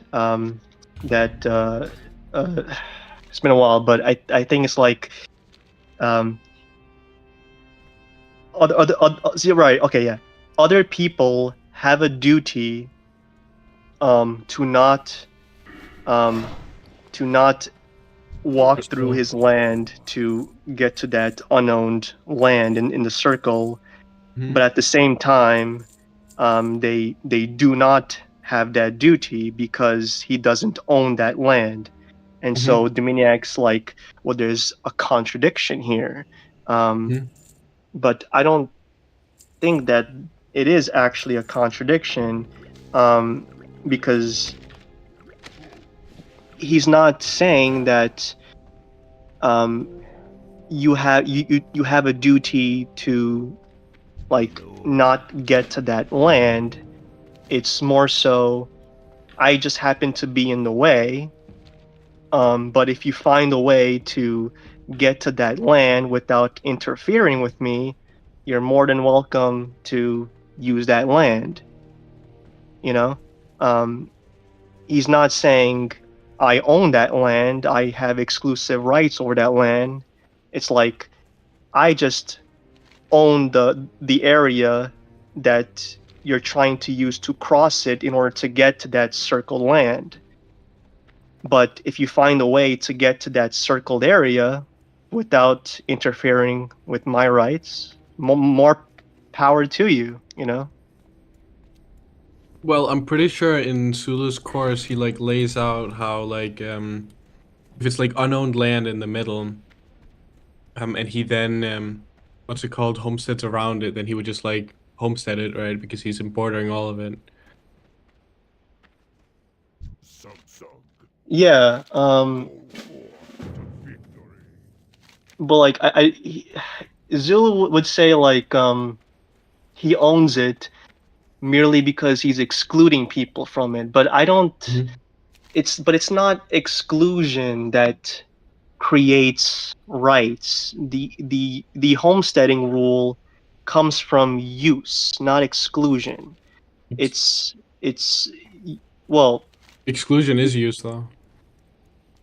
Not necessarily, because it's always possible I can use things without excluding people from it. Law only deals with but exclusion those as such, yeah, I can like use it without excluding, right? But exclusion as such would be a use, right? exclusion as such would be a use. I don't. Like if we take like Data say as like let exclusion stand principle, like when you import or something, like you're creating like an intersubjectively ascertainable like link. It seems like I think it would be like almost like arbitrary in regards to like what counts as use between specifically what you're bordering. Like if you like border like a large area, like a field, for example, but I never actually like I didn't like touch like the little middle part. I don't see what would be different from like a larger whole. I think like all that matters is that like you're excluding people from it. It's intersubjectively ascertainable. So I don't. It's not merely what's important is what is intersubjective, but also you need the objective link. It's two-way, right? You need the but I objective think link and what's intersubjectively ascertainable. Yeah, but I would say like excluding people from it would establish that objective link. It's I don't see how, because like an objective link is established from use, but it's like, you know, you're like it's from like a homesteading rule of a using. You're the first user to something. You're actually using it and appropriating it for your own actions. Whereas in this example of the land, like you don't really care who uses it or who doesn't use it. It's just like it just exists, right? It just exists there. Wait, so like what if like I had like a small area in like the woods and there was like a small little tree in the middle. I have like no plans of like doing anything with the tree, but like set up like a fence around it because I want to like plant some crops. Do I like what's the issue here in regards to like homesteading? Do I not own the tree? So you build like a fence around this tree, you said? No, I like there's like this just like this relatively small like period of like just like grass because I want to plant crops, but there's also like a small tree like in the middle somewhere. I don't like really touch it or want anything to do with it, but it's just like sitting there like through all the grass that I'm gonna use. Yeah, yeah, I would say that you don't actually own that tree. You know, I believe that you could possession of things you don't own. Like, for example, in my house, I have a bunch of trash. I have a bunch of trash that I don't care to have. You know, if it was possible for someone to have like this kind of laser beam that they're able to flash this laser at my house and this trash is gone, I wouldn't really care. Actually, thank you, because then now I don't have to bring that trash outside and do the work of having this trash, you know, of bringing this trash outside. You know, thank you for that. I don't believe I actually own the trash in my house. I'm trying to abandon this trash. And But like and I mean, like the criteria for abandonment is also that it's intersubjectively ascertainable, right? um I mean, like, I'm pretty sure like Kinsella goes over this like directly, that abandonment must be that, right?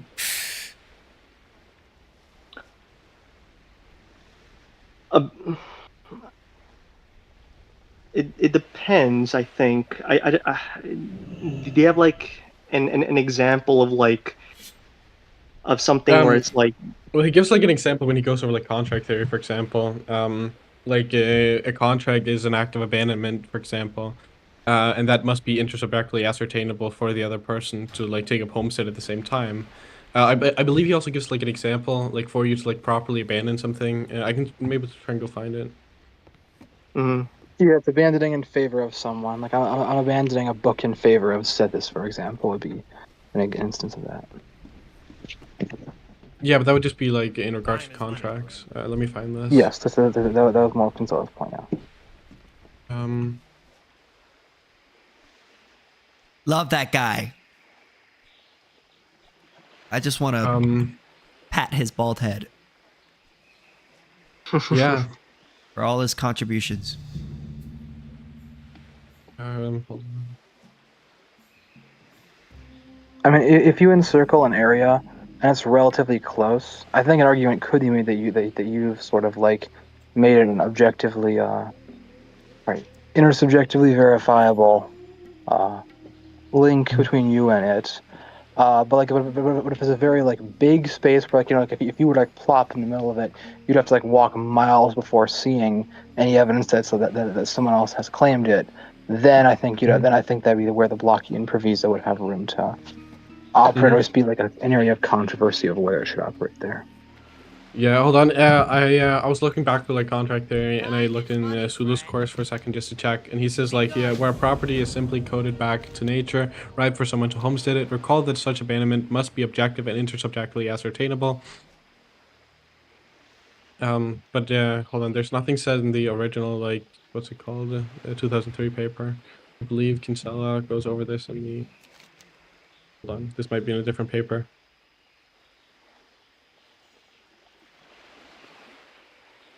Sulu might just be schizoing. Yeah, I'm pretty sure he says like implicit theft in this article too.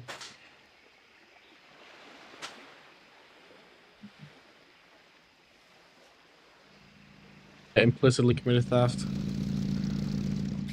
You have a motorcycle? I didn't know that.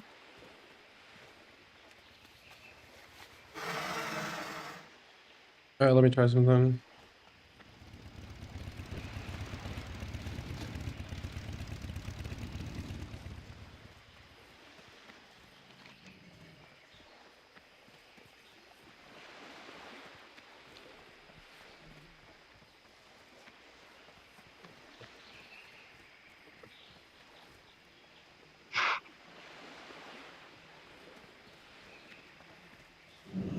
Yo! Hey, Barrio. Need help?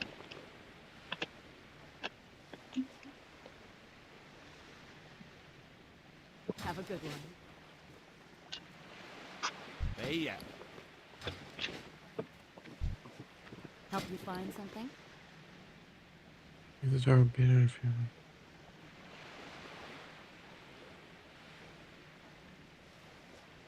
Be careful.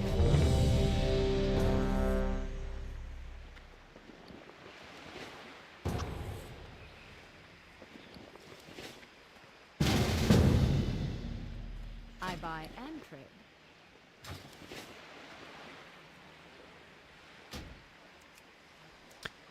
I can't do that. I actually don't. I'm not sure if Kinsella actually ever says this. Yeah, I think it's Zulu's specific way of saying it. 'Cause I don't think Kinsella ever says in a trade you're homesteading and abandoning. No, he does say that. Kinsella says that? Yeah, for You're sure. abandoning homesteading? Yeah, I'm reading it right now. Okay. Here, the quit claim is a type of abandonment in favor of another, which functionally conveys title of transfer. Right here.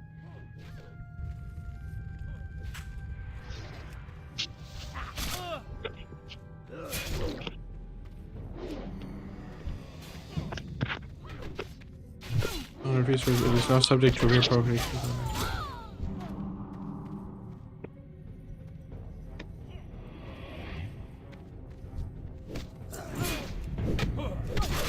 Yeah, the owner does not need to wait until the owner has possession to make the transfer. For example, the owner could make his abandonment conditional upon the desired recipient possessing the property. Abandonment. I remember, I believe, what is... Oh! Wait, why is Zulu citing only... Zulu's not citing a single paper from Kinsella in his contract area. That's odd. No, he is related reading. That's just not in footnotes. That's just like kind of weird because like Kinsella, because like I remember Kinsella like explicitly says that there's no such thing as implicit theft in regards to contracts, and like Zulu says this like twice in his, which always like confused me a little bit. I think this course is just outdated at this point. Yeah, I think Zulu did say that he wants to one day have it revamped a bit. That's his main moneymaker right there, huh? I also think like citing Kant is probably not a great idea. Oh, did he did? He cited Kant somewhere? Yeah, he cited the categorical imperative. Oh, that's interesting.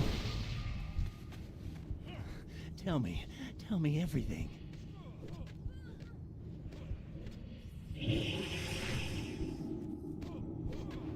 Yeah, I think he wrote this like a year before he got into like Rand and objectivism. That's not the case though, because he like cites Peikoff in the last lecture and stuff. Like, yeah, he uses like Peikoff's like fact value dichotomy stuff on Hume's guillotine at the end. Yeah, but I think he added that like later on. Yeah, that might be the case. Yeah, I'm pretty sure like an elaboration of the nature of laws and substantive ethics came out after the first thing. Yeah.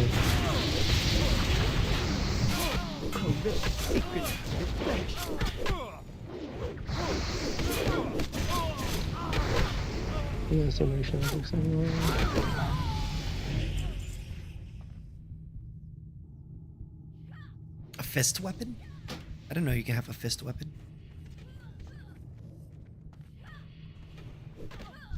Ignore me, guys, sorry.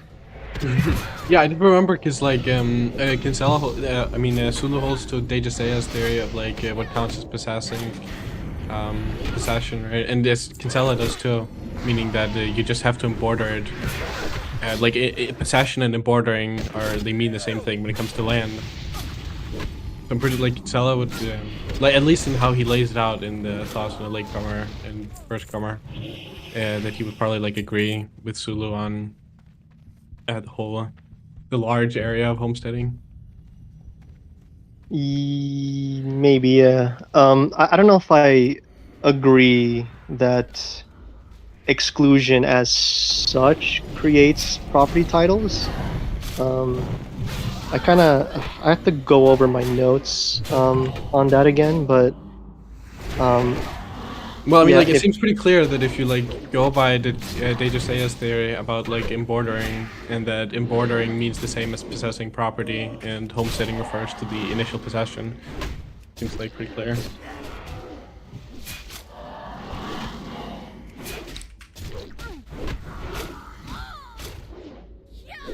whole like let exclusion stand principle. I mean, Zulu is getting this from Kinsella after all. Yeah. Yeah,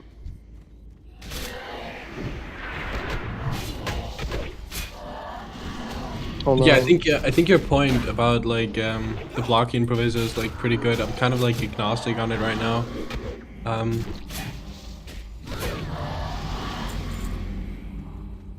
But I'm also like I'm pretty sure Dominiac is like functionally retarded also. I mean, like, he's a very smart dude. Like, he actually has really. I really like some of his stuff. But I reread his paper, like his critique of tidal transfer theory. And it was like so confused that it was like it almost made me like lose respect for him.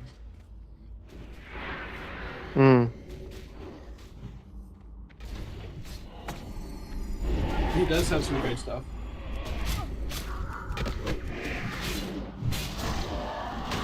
Okay, yeah. So here's what I wrote. So I said like some notes I had with regards to the blocking proviso that Zulu defends.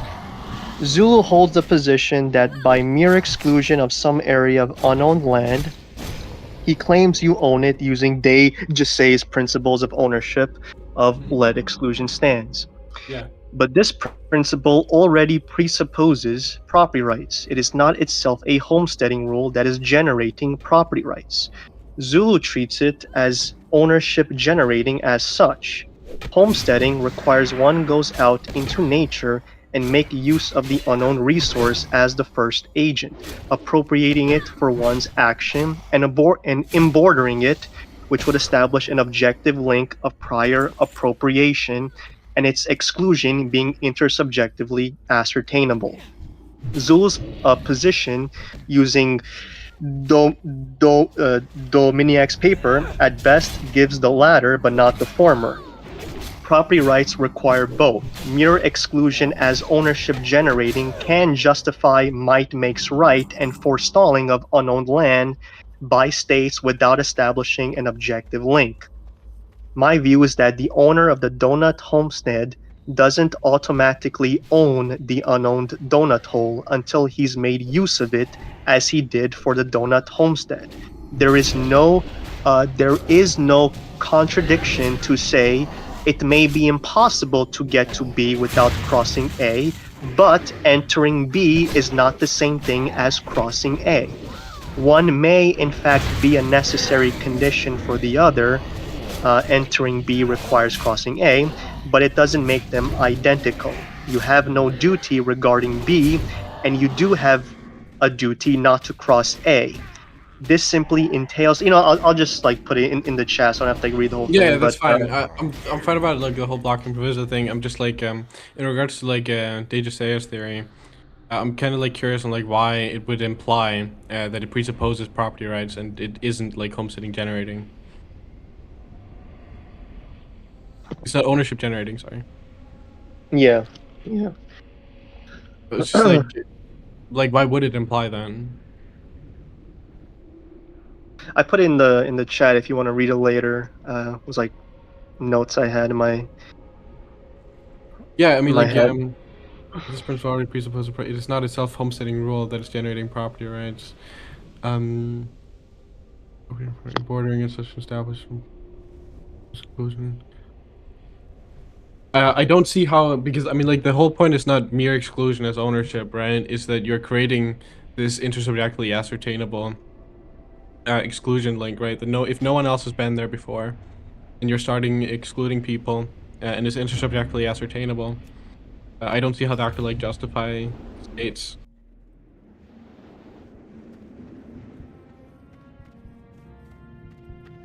I mean, like at least how like Kinsella lays it out here.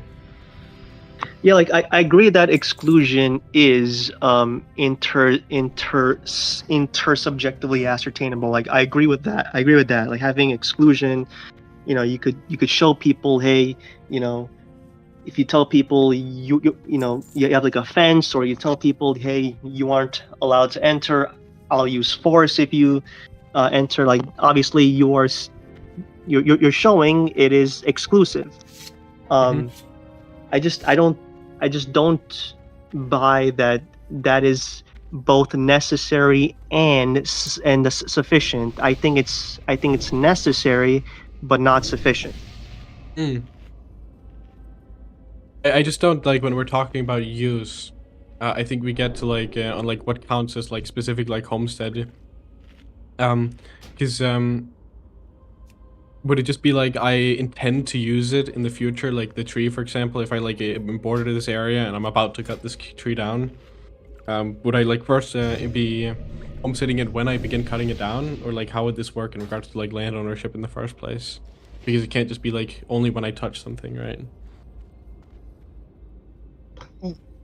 Yes, it's not like it doesn't have to be like just you're specifically touching it. Yeah, but like there when has we're to talking be about use.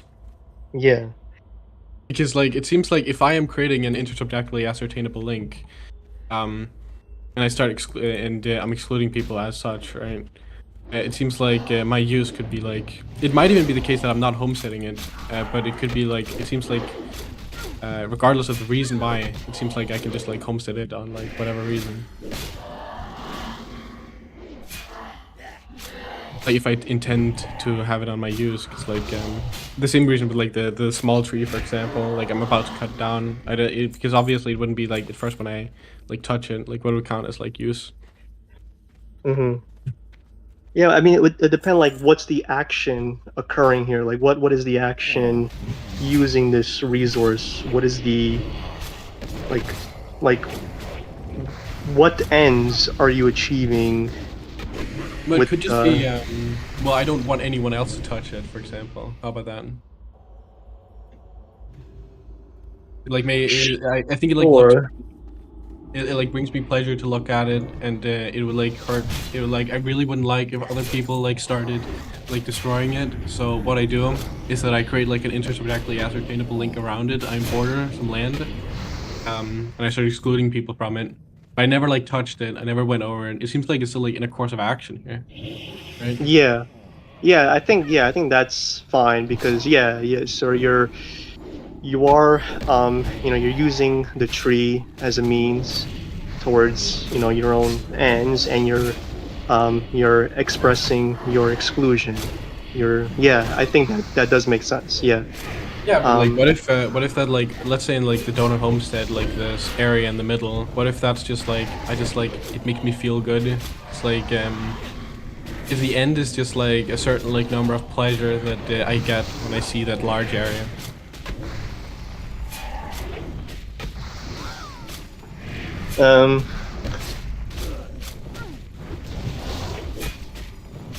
Well, so are you saying like in an example where it's like you're just seeing something and it gives you like, wow, look at that. Are you saying that you're in use of that, or what? Well, I'm saying I'm as much as in use of that as the tree, right? I'm just looking at it. It brings me pleasure, and I'm like excluding intersubjectively ascertainably. So I don't see why that wouldn't count as a homestead. I don't see why those scenarios wouldn't be like analogous. Yeah, I agree with that, but it's like, but I'm thinking like in a situation where it's like you don't care about it, like like for example in the donut hole homestead, it's like the guy just doesn't really care about the land in the middle. He just doesn't want people to like enter his property to get to it. Only like if I care about it. Like if I care about the area, then I own it. And exclusion is enough. But then it would be that exclusion is sufficient, right? It would just be that it relies on a condition of want.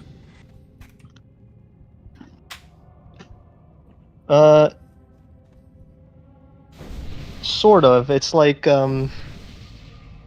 it's more like you are actively you don't want anyone on that land. You are expressing like, hey, it doesn't matter if you want to dig underneath, or like you're trying to fly over. I don't want you on that land. I want that land to look pretty. I want to maintain that land. I want to make sure that land has no one's shoes on it. then yeah, like at that point you are using that land. You're using it Yeah, for but like your own it purposes. seems when we're taking like let's say like the original when you say here, but this principle presupposes property rights. It is not itself homesteading rule that is generating property rights. You're saying that like since it could be like enough, it could be sufficient just to like establish this just to border it as long as I have like some purpose with it, as long as I want it or like I don't want other people touching it, then it seems like it would be enough. Like this is not like this is generating. It's just like it is homesteading. It is property rights generating. It's just relying on a condition of what I want to use with it. So like this critique of like this states could use it without establishing an objective link. This objective link could be just like wanting to use it. Stipulated. Yeah, but yeah, like but I think it's like more than just wanting to use. I think like you're actively engaging in action. Like you're actively, you know, for example, if you have that tree and you want to make sure the tree looks pretty, you need to you have it watered. You need to make sure it's No, I mean like I haven't touched it. I haven't been like near it. It's just like in the middle of this area. I think it looks like really pretty. I don't want anyone else to touch it. So like in border like an area around it. I haven't even gone near the tree yet. I'm near enough, right? But I haven't watered it or done anything. But it's like a really pretty tree and just like it's there. So in border like an area around it. I start like excluding people from it.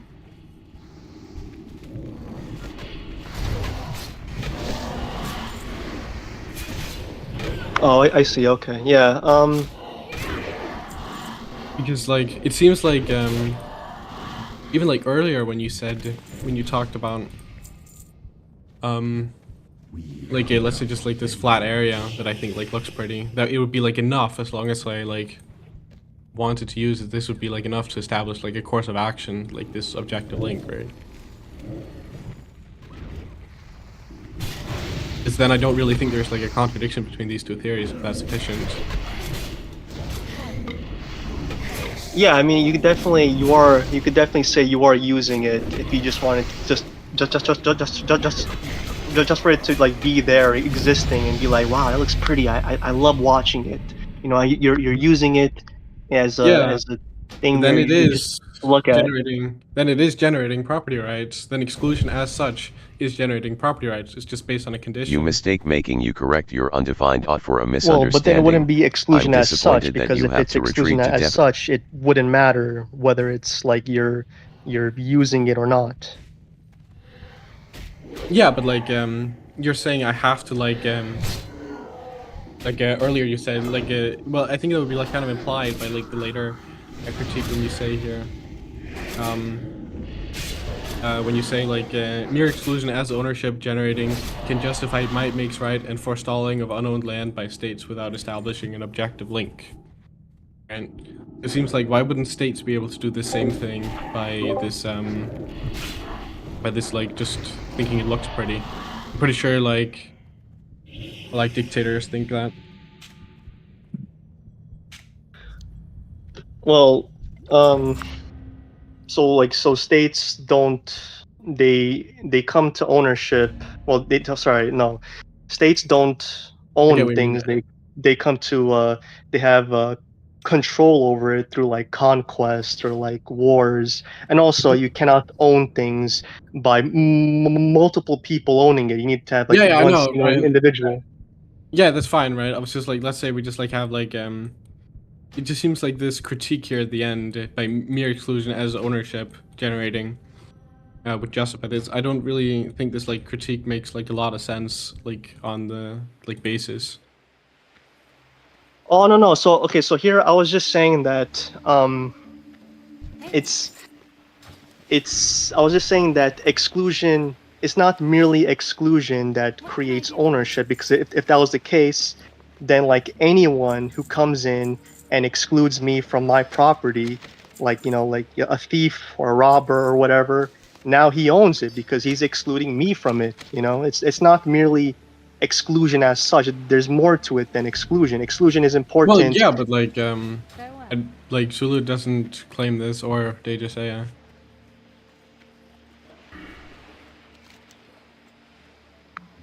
Yeah, his principle is just saying like, if as a rule of the things that are unowned, if I exclude people from things that are unowned, but by virtue of me excluding people from it, I own it. But it still seems that it's rendering a sort of like just mere possession almost. It's like I have it, I control it, therefore I own it. It's well, I'm pretty like homesteading is like defined as initial possession, I think, by like most legal theorists.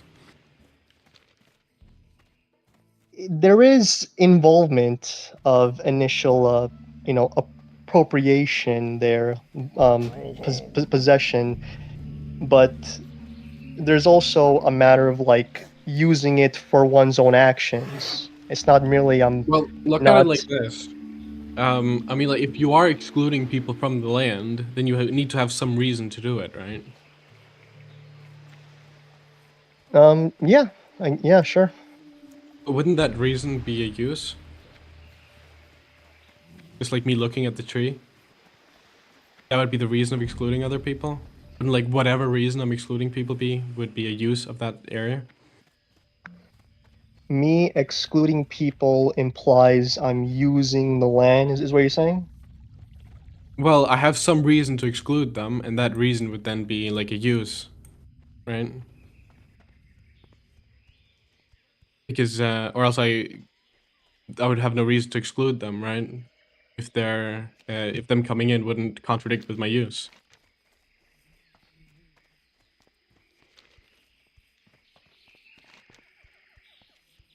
Well, I'm using, well specifically I'm using the like a specific area I'm controlling. I'm controlling that area. I don't want people to cross that area. Oh yeah, so yeah, so it would just be like a side constraint. It would just be like a side factor that I am excluding someone from the middle area. Yeah. Yeah, okay, that's fine. But it seems like if I so wanted to, that I just like, if I just suddenly liked this like small area, or like the reason I started excluding people was actually because I didn't want people in the middle, then it would be sufficient. Yeah. Yeah. All right. Yeah, I think that's fine. Yeah, because like, if it was possible for someone to enter that land, without walking over my land, and I don't care, well then there's no conflict occurring. There's no issue here. Okay, I think that's fine. How about like if someone else already owns like A and then you homestead B? It's like someone owns the middle, like the middle part, and then you homestead around it and stop him from leaving. Yeah, so in those scenarios, I'm with Zulu on that. On those instances, that's where I don't believe you have the right to have a donut homestead. Yeah, I don't. Yeah, that's because it's like at that point, maybe like what you're doing is maybe you could like reform like forestalling to, instead of meaning controlling property you don't own, to controlling property someone else owns. Yeah, I think that's a very good way of putting it. Yeah. Very good reformulation, yes. Very good formulation. Yes, indeed. Yes. Yeah, that's very good. I think I should probably I'm save glad I that in my live streamed notes. this conversation. Yeah. I'm glad that I milked you guys for all this beautiful content. Thank you. All for your who's watching anyway.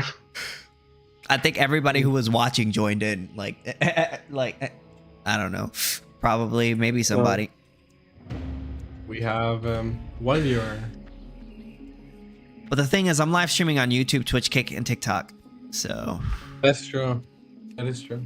So I could go on the one website and it'll tell me how many are on watching all together. Let's see. Do you get more people on Twitch or on YouTube? I think on YouTube, because that's kind of where I'm known. But I do get random people who pop in on my TikTok. So I think altogether it says here I got like 2 viewers.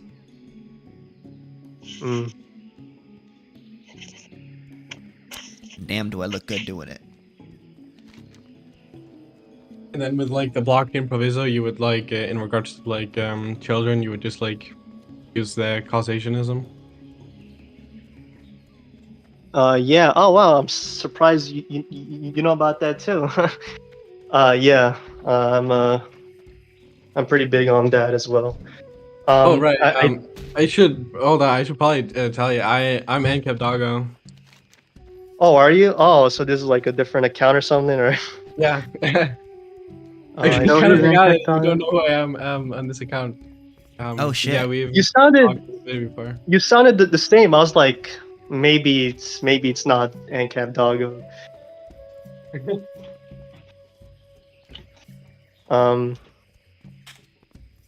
But yeah, when it comes to, so I kind of want to update my paper a little bit on causation, because I kind of want to add concepts like forestallment and guardianship on it. Because so like I had a convo with Casimir on it, and he essentially said that it would like improve my paper if I added like these concepts, and I think it would, because like when it comes to like the guardianship thing, it made me realize that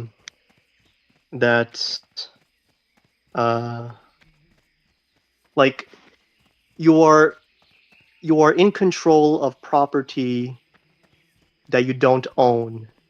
That's guardianship. You are, or rather, you have like a duty. You have like a duty to preserve property you don't own while you are in control of it. That's the theory of guardianship. And yeah, it made me realize like that'd be a really good ad, because I think the causal agent who comes in control of property he doesn't own, he does have a duty to make sure that it's not destroyed by his actions. He has to preserve it while he's in control of it. Yeah, I think should add that too. Yeah, I was kind of like curious on like if there's like on like you have like on like a specific argument or like an argument from elimination or something on like why you're specifically using what's it called, like a destruction of property rather than like destruction of like the natural state. Oh yeah, for the for the fetus thing, the fetus abortion thing. You got my attention. Yeah, so my view on that, well, I guess as you know, but I guess I'll say it for the viewers on that's being streamed. Hell yeah. Yeah, so like I take a more of a pro-life, but it's not really pro-life though, but I guess it would agree with the pro-life view in a sense, but not that because the fetus has rights, therefore you can never abort it. It's more like, since the fetus has rights, since it's a self-owner, it's a agent who has rights, you while you are in control of this self-owner, as you cannot causally, efficaciously, you cannot cause anything by your actions that you could foresee that would cause lethal harm to this being. Yeah. Now, the evictionists, the evictionists are saying that, well, the woman owns her body, and all she's doing, all the woman is doing, is she's excluding a trespasser in the same way that a person in my home, I can exclude this person from my home. But I think that this is a very simplistic view of abortion, because it's kind of ignoring the context of why there's even a fetus there in the first place. You know, we don't really do this anywhere else in law. Like in law, we have to take in all the context of, like, how we even got into this mess in the first place. Like, who's responsible, which actions caused what. There's Well, all this context that's needed to, like. Yeah, but like when it comes to like most of like analysis, when it comes to like a starting point, and like when Kinsella talks about like causality and praxeology, it's like if you have like anything that causally results from like an aggression, that would like be a fault of the aggressor, right? Yeah, it'll be the aggressor. Yeah, but I don't like when it comes to like pregnancy, since like the original like act of like conception is not an aggression. I just like still not like entirely sold like how it's like analogous, because it might be the case that like it's causally related that it comes into existence, but since like that action itself still doesn't like correspond to like any crime or anything in like a legal term, I Yeah, think I that was don't. like, yeah, go on. I don't. I don't. I would definitely agree that there is no aggression taking place up to the point. Like, so far, I'm in agreement that, to the extent that, having, sex, and then having this person in your womb. So far, no aggression is taking place, unless there was like rape, or, whatever. Like, there was like rape, but excluding rape, yeah, I would say like no aggression has occurred. And I think, there's some people who think that there needs to be an aggression, and there are people who think there is an aggression, and I don't agree with that either.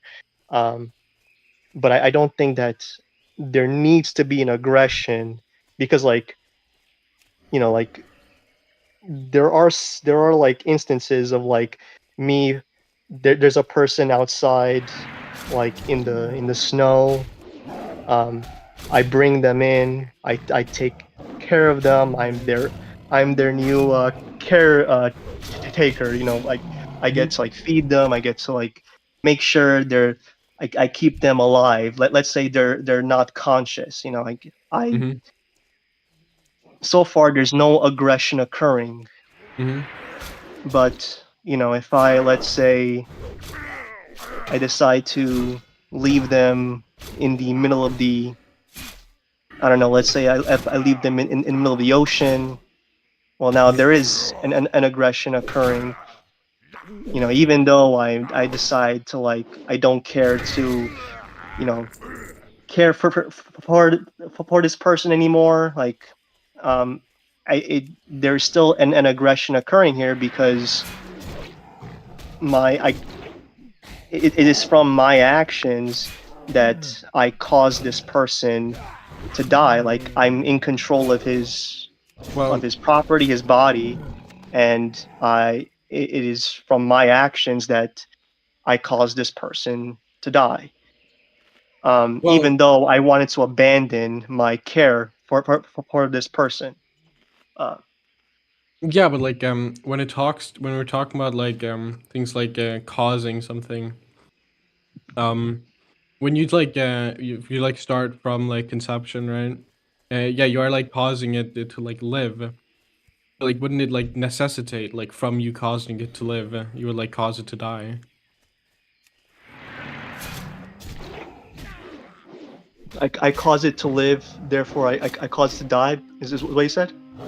Yeah, like wouldn't I'm just like curious on like what the response to that would be.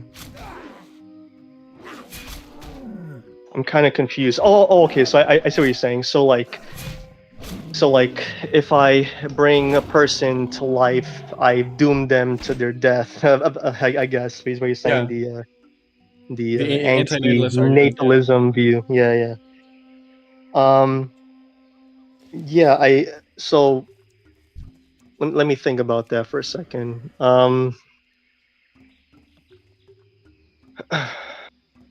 Because it seems like when we're talking about like it's like causally related to like destroying the property, some kind.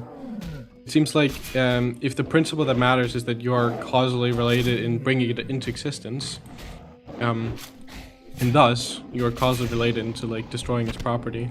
Like that's why you can't like abandon newborn, for example. I don't see. I at least don't know like why it wouldn't be the case that like I'm not like causally causing the destruction of like my 90-year-old son who's about to die on the deathbed.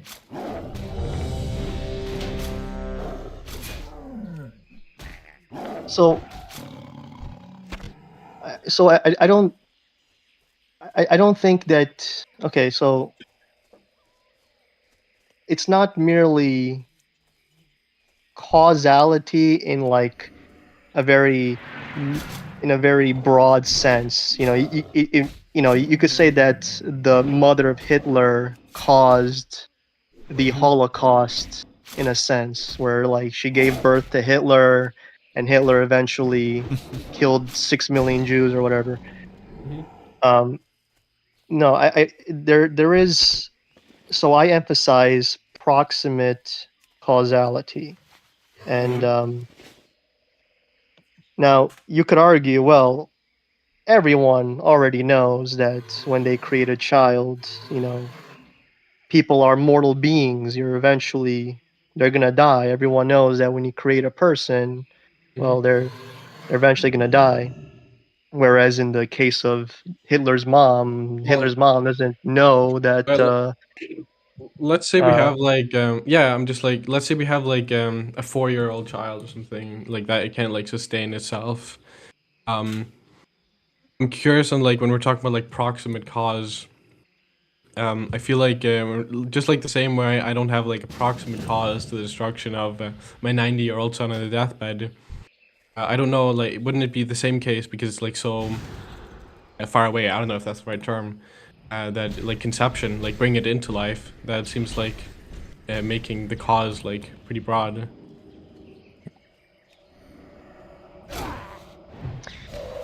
Yeah.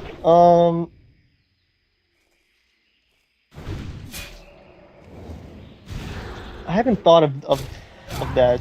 I'll have to think about that a little bit. But my initial thoughts is that ultimately, individuals.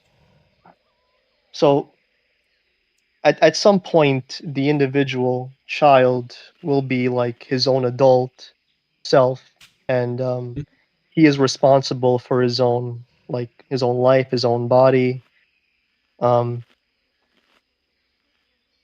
the the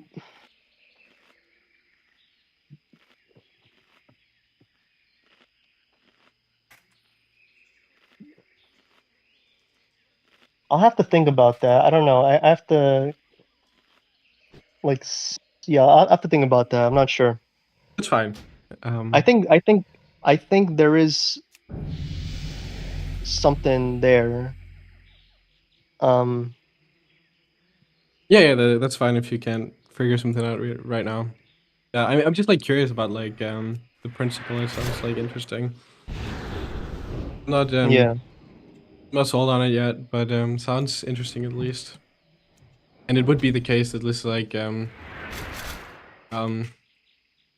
it is the case like the blocking proviso in regards to like controlling like unknown land be false and you run into like and causation, let's say like imagine the blocking proviso is false and causationism is false, and you run into like some nasty conclusions. Yeah, yeah, yeah. We we don't want those conclusions for sure.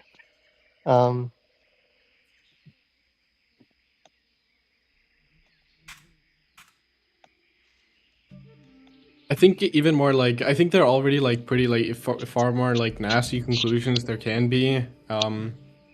However, I think it's more in regards to like what would actually like be happening. This is like it would be at least be like feasible, and someone could like just like lock their child in like a cabinet. Yeah, And then so just they yeah. yeah, so like they would like lock them inside like a cabinet, Yeah, you like said? yeah, so like imagine you have like a That was cabinet cool. and you like just lock them inside. So you're like you're Yeah. abandoning him. You just like let them starve and like no one can homestead. No one can go in and trespass to get it through. Right? Yeah. Yes, but like Zulu and like Nai would. Yeah, Actually, they're I'm not sure like fine. Nai's position anymore. I don't know if Nai like he changed his view over time, but yeah, like I guess they would say like they have to make sure that other people know about their abandonment. Yeah, Of I mean, like I the believe child. in both Nai's paper and Sulu's paper on children. I mean, it's the same thing basically, but I believe Sulu calls it a language barrier. It's a form of forestalling. So you're creating a language barrier between potential homesteaders and the child. I believe he also goes over and like because this abandonment has to be intersubjectively ascertainable, then he would have to notify other adopters. Yeah. Can I ask something? So Yeah, what would you guys sure. say to people who would say that the notifying of like a potential adopter, like would you could some people would say that's a positive, right? What would you say to that? Well, under like Sulu's and Nai's conception, at least from my knowledge of Nai's views, that would be like a negative obligation to not forestall.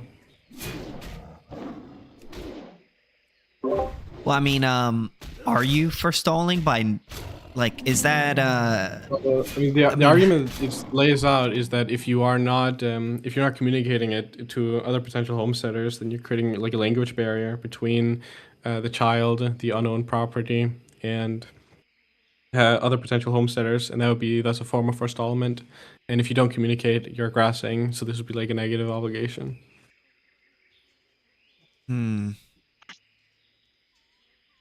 I'm not sure how to think about that. This doesn't. I'm not sure how that makes sense. Like a language barrier? What's that? Well, like, what do you mean by that? Like, oh, because you're not telling another person? Yeah, you're not. Well, I mean, Sulu's words, it's not intersubjectively ascertainable. I mean, like a block uses block needs to says you have to communicate it too. But I am still kind of like curious on the. I don't think there is like an argument for why this specifically actually has to be intersubjectively ascertainable. I don't like why I have to communicate the abandonment of a child compared to why communicating any other kind of abandonment in my house. Right. Just something feels off about that. That's all for me. And I think like there comes like issues when you take like theories from like different people, just like throw them around Hey, a it's little the bit. troll man, what's up? Like sometimes you get like a little bit of a mess. Good fight. Good fight, man. It was good Yeah, hanging out with like- you. Glad you Like my main issue with Nai's paper is really just like boosted the my starting ego because I never win anything. part of it is like especially his PvP. Most people his, just snipe me and then run like, off.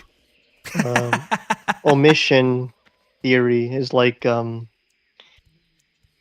just merely it's like all you have to do is like as long as you're what was it? I forgot actually. But it was like active versus passive. It's like what is it? What was it? It was if I'm like actively controlling the property, or I'm or if I decide to no longer be in control of it. Like he's made this like LMAO, I a gotta learn how to dichotomy PvP where it's more like like I said, but wanted to he drop in, thinks give that you a sub it and is say hello legal if the to VOD is neglect up later, the I'll child. rewatch the Like he stream. thinks it's like It'll you're be up. doing no It'll be up. aggression. If you decide, you know what, I As just long as want to you're not like forestalling. But I'm not a World yeah, of like you Warcraft just want to channel. I I just am want to a like f anarchist off, like channel. just I'm an anarchist. Just letting I'm you gonna know. I put just this play kid World of out Warcraft for in the fun. snow, you know, like out my house. But the VOD will be up, Well, I so think you can see it. I think it would like necessarily follow that's not aggressive if you accept like his basis of what counts as harm. What's an anarcho-capitalist? Is I think like if you would have to for like for That's not an answer. yeah. Oh, I'm not hey, talking just to give you. us. We're in the middle of a discussion here, so just give them a few minutes, all right? Right. So it seems like pretty clear that it would like follow. It wouldn't be aggressive if you count like if you use like the natural state argument in regards to what counts as harm and aggression. Like you would kind of What need does this to have to use do with like capitalism? He'll still like give it a look. causally the whole I'm like not a causally very political destructional person property. personally, I just care about You would WoW need and like music, that's a haha. separate counts Cheers, of bro. aggression compared to what Nye is using. So is Nye using that I respect that, bro. the argument that if it's no longer in the the natural state, like there's a so like is he using that argument? Because I thought I don't know if I saw that in his paper, but like Well, he goes like I believe I can find it like there must be a direct causal link between the action and the effect suffered it to be considered harmful. Okay, no, this is pointless. He basically just argues that like if it violates the child's like natural state, then it would be aggressive, right? So if it's to preserve the child's life, then it's not aggressive. But like doing nothing to sustain its life would just not be aggressive because you're not harming its natural state. yeah, okay, I see that. Okay, yeah. While refusing to feed or care for in other way, a child cannot be understood as an act of harm since the resources required for such belong to the guardian and not the child. It constitutes an abandonment of the guardian rights, but cannot carry a penalty other than one for stalling. Rather, harm in this context can only be rendered by an active rather than passive behavior on the part of an adult against the child. Right, yeah, the passive behavior thing. Yeah. Yeah. I believe I wrote like an argument against the natural state objection. I remember reading that, but I think it's just like I don't remember it exactly. They did read the paper.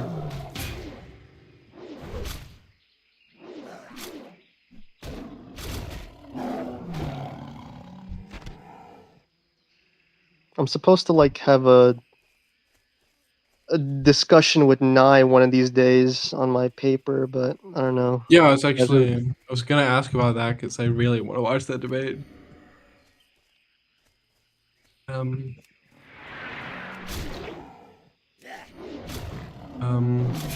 yeah, so okay, so I was saying here that I have the paper right here actually. yeah, so it's in the section called the omission versus commission problem, addressing the natural state objection. So here I'm basically saying that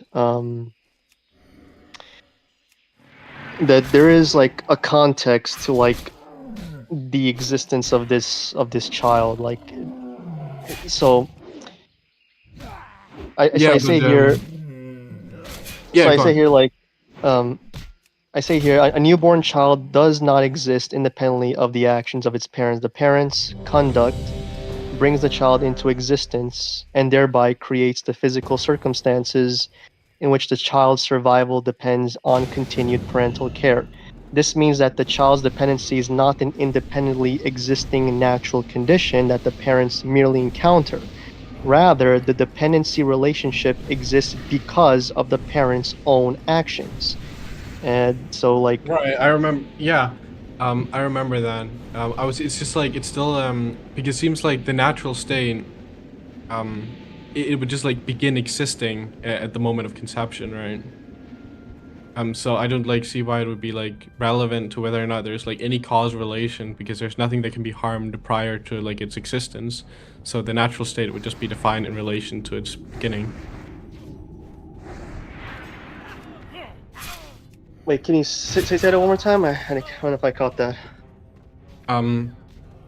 Yeah, so like I just don't really see why it would be like relevant to whether or not the parent is like causally related in creating the natural state, because creating the natural state is certainly not harming any natural state, right? Because what a natural state is defined in relation to its beginning.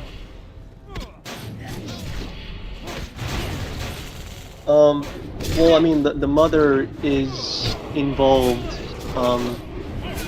insofar as she actively create the natural state, right? But like if aggression is defined as harming the natural state, then I don't see what creating the natural state would have to do with anything.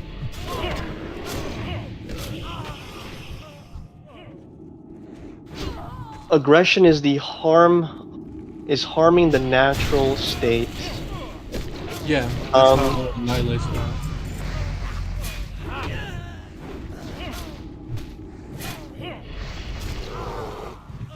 I'm not sure if I understand what that means, to be honest. Harming the natural state. Yeah, so if you were to just like leave it alone and it just like takes its course, then that would just be like it's just in its natural state. If you're like doing any like active action upon it, well then you can sustain it, but you can also let it be. However, if you were to destroy it, if you were to like hit it or abuse it in some sense, right? Well, then you're directly harming it because you're bringing it to like a lower state compared to if you did something passive, which like now it goes over that. Yeah, but I don't really quite grasp this like natural state condition, you know, because you could argue that a person's like his natural state, him being a human being, he has certain needs, you know, he needs food, he needs warmth, yeah, but like natural state would just be defined as man without any external help.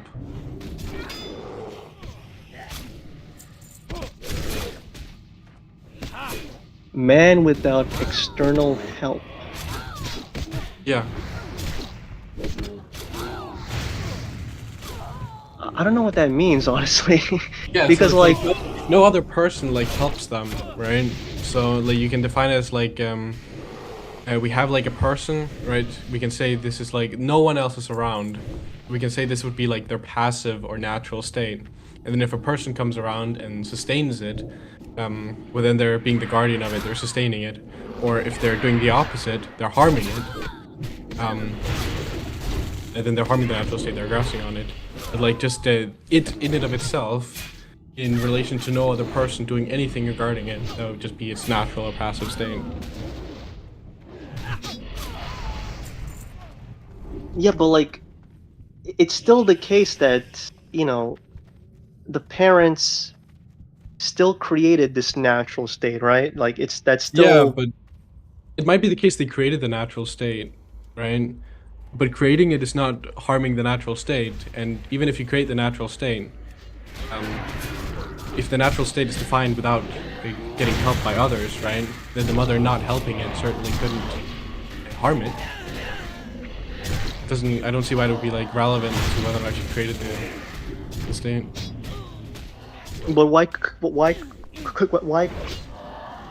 You could still argue that the natural state is the fetus being in the womb. You know, being part of that process, and then the Yeah, but mother, it, when like, she aborts, she's harming that natural state.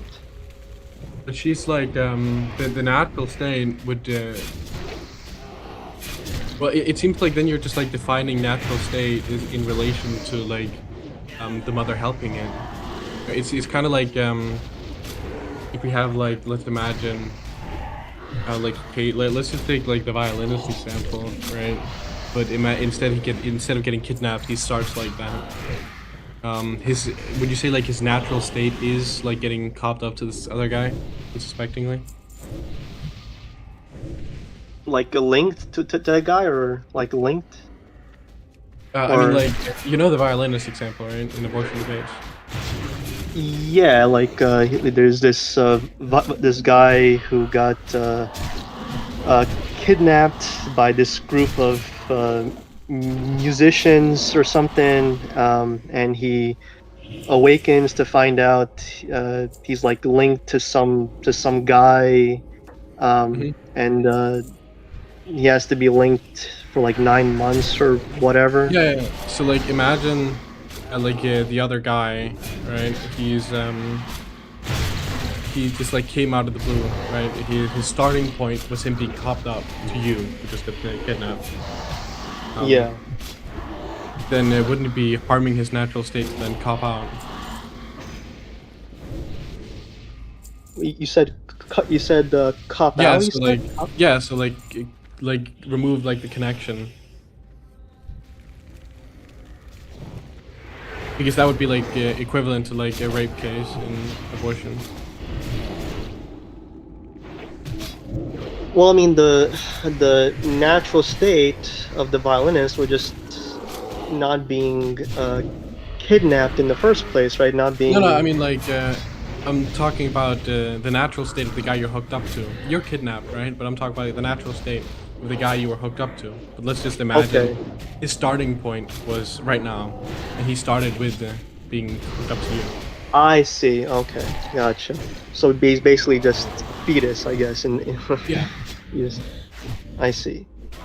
But like in the case of the violinist, it was the case of like rape. Like, would this also be like as a result of rape, or?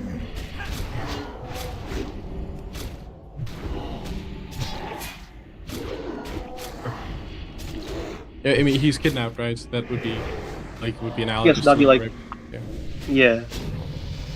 Yeah. Well, yeah. So how I tackle rape is I mean, you agree with evictionism in rape cases, right? Yeah. I haven't really thought too much about rape, because I feel like there kind of needs to be work done, at least in non-rape cases. But I'm just like curious in regards to like natural state, right? Because it seems like you are harming its natural state here, right? Even if you didn't like causally create it, you are harming its natural state. Yeah. So in this context, I would say that my initial thoughts on this, because I haven't fully really thought about it, but my initial thoughts is that the rapist has some duty to like at least make sure that they pay the costs of raising this child, like maybe preserving it.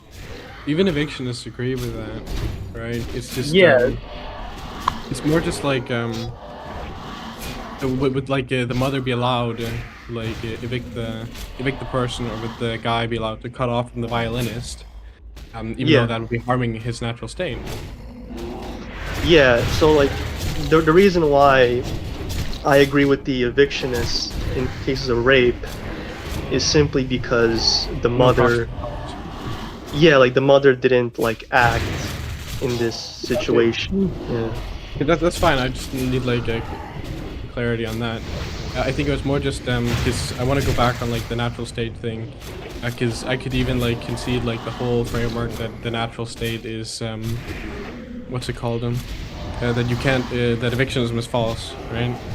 But just about like neglecting like newborns, for example, but like where it's not connected to the mother anymore.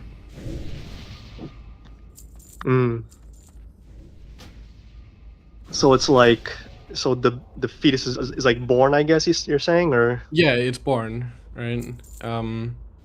So just like how I don't see like how its natural state would be like harmed by like just leaving it. So like the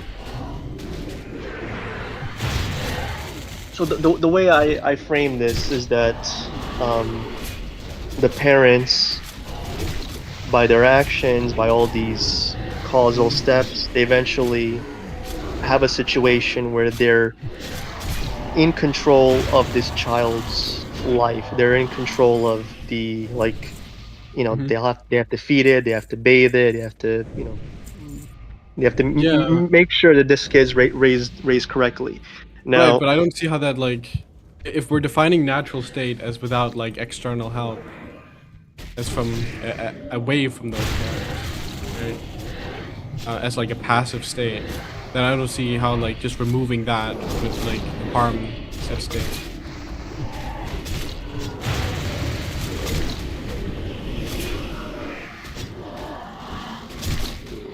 well, my thing isn't really with like the natural state, right? It's like I'm just like, my thing is just, you know, your destruction of property. Yeah, like I would say like the parents are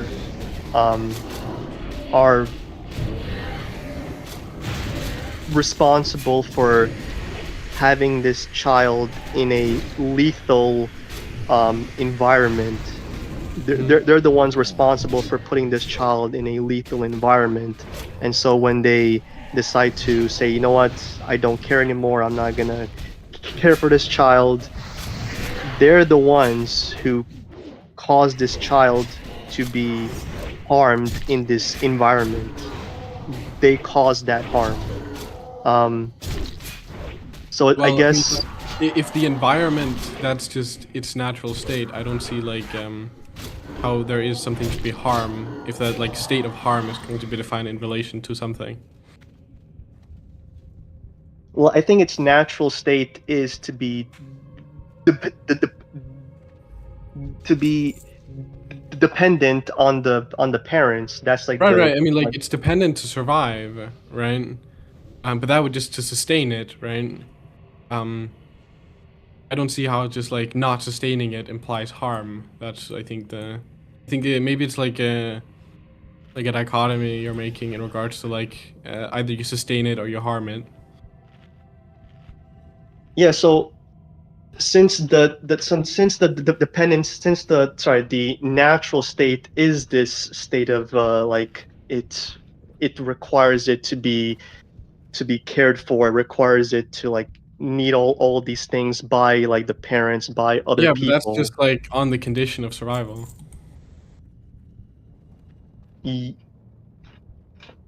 Yeah, but like its existence ultimately, its Yeah, I mean, entire like, existence is ultimately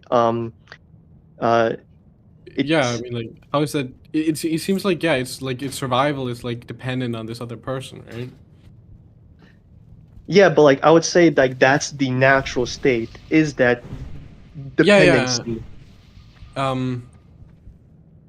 But then So you would like need like when so yeah, so yeah, like so like when the child, so like when the parent like end this link, this dependency link, they are destroying that natural state. They're destroying it.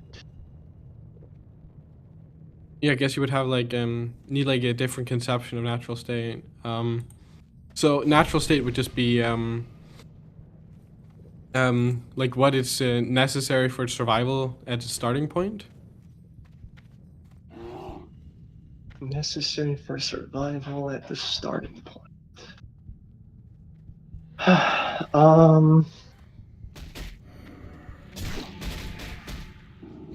Possibly. I don't. At least for like the child, its natural state, you know, as a newborn, as like having no ability to like think and, you know, use concepts. Because like I It's- would, I think like the whole point of like how at least how Nye defines it is it would just be like in its passive state. I think natural and passive state is the same, and passive state is just without like external interference. And like if you're saying like the natural state is someone else like acting upon it, well then you're saying like a natural state is dependent on some kind of human action. I don't know. I think it might like come into like some issues there, but I'm not sure.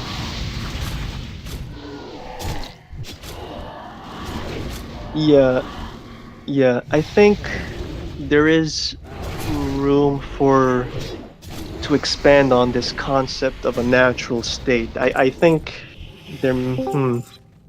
I think I have to like really think about this natural state thing, but because like I really do think that there is a distinction, you know, when it comes to like the natural state of a newborn child versus the natural state of a free will, rational thinking being, an adult, you know, who's able to like know like what he wants done with his property and yada yada yada.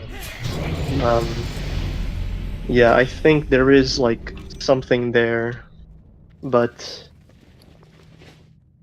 yeah, I don't know. Like, so at the moment, like my so far my prima facie thoughts on this is that the like natural state of the child is this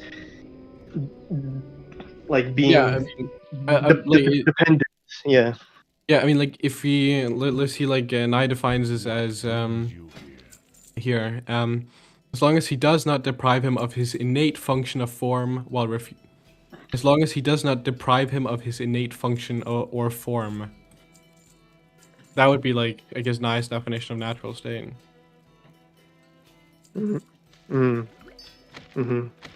would just be maintaining like function or form. Hey guys, I'm gonna head to bed. So have a good night, alright? Good night. Sithis. Alright guys, I'll call it a night. Hope you guys have a good night.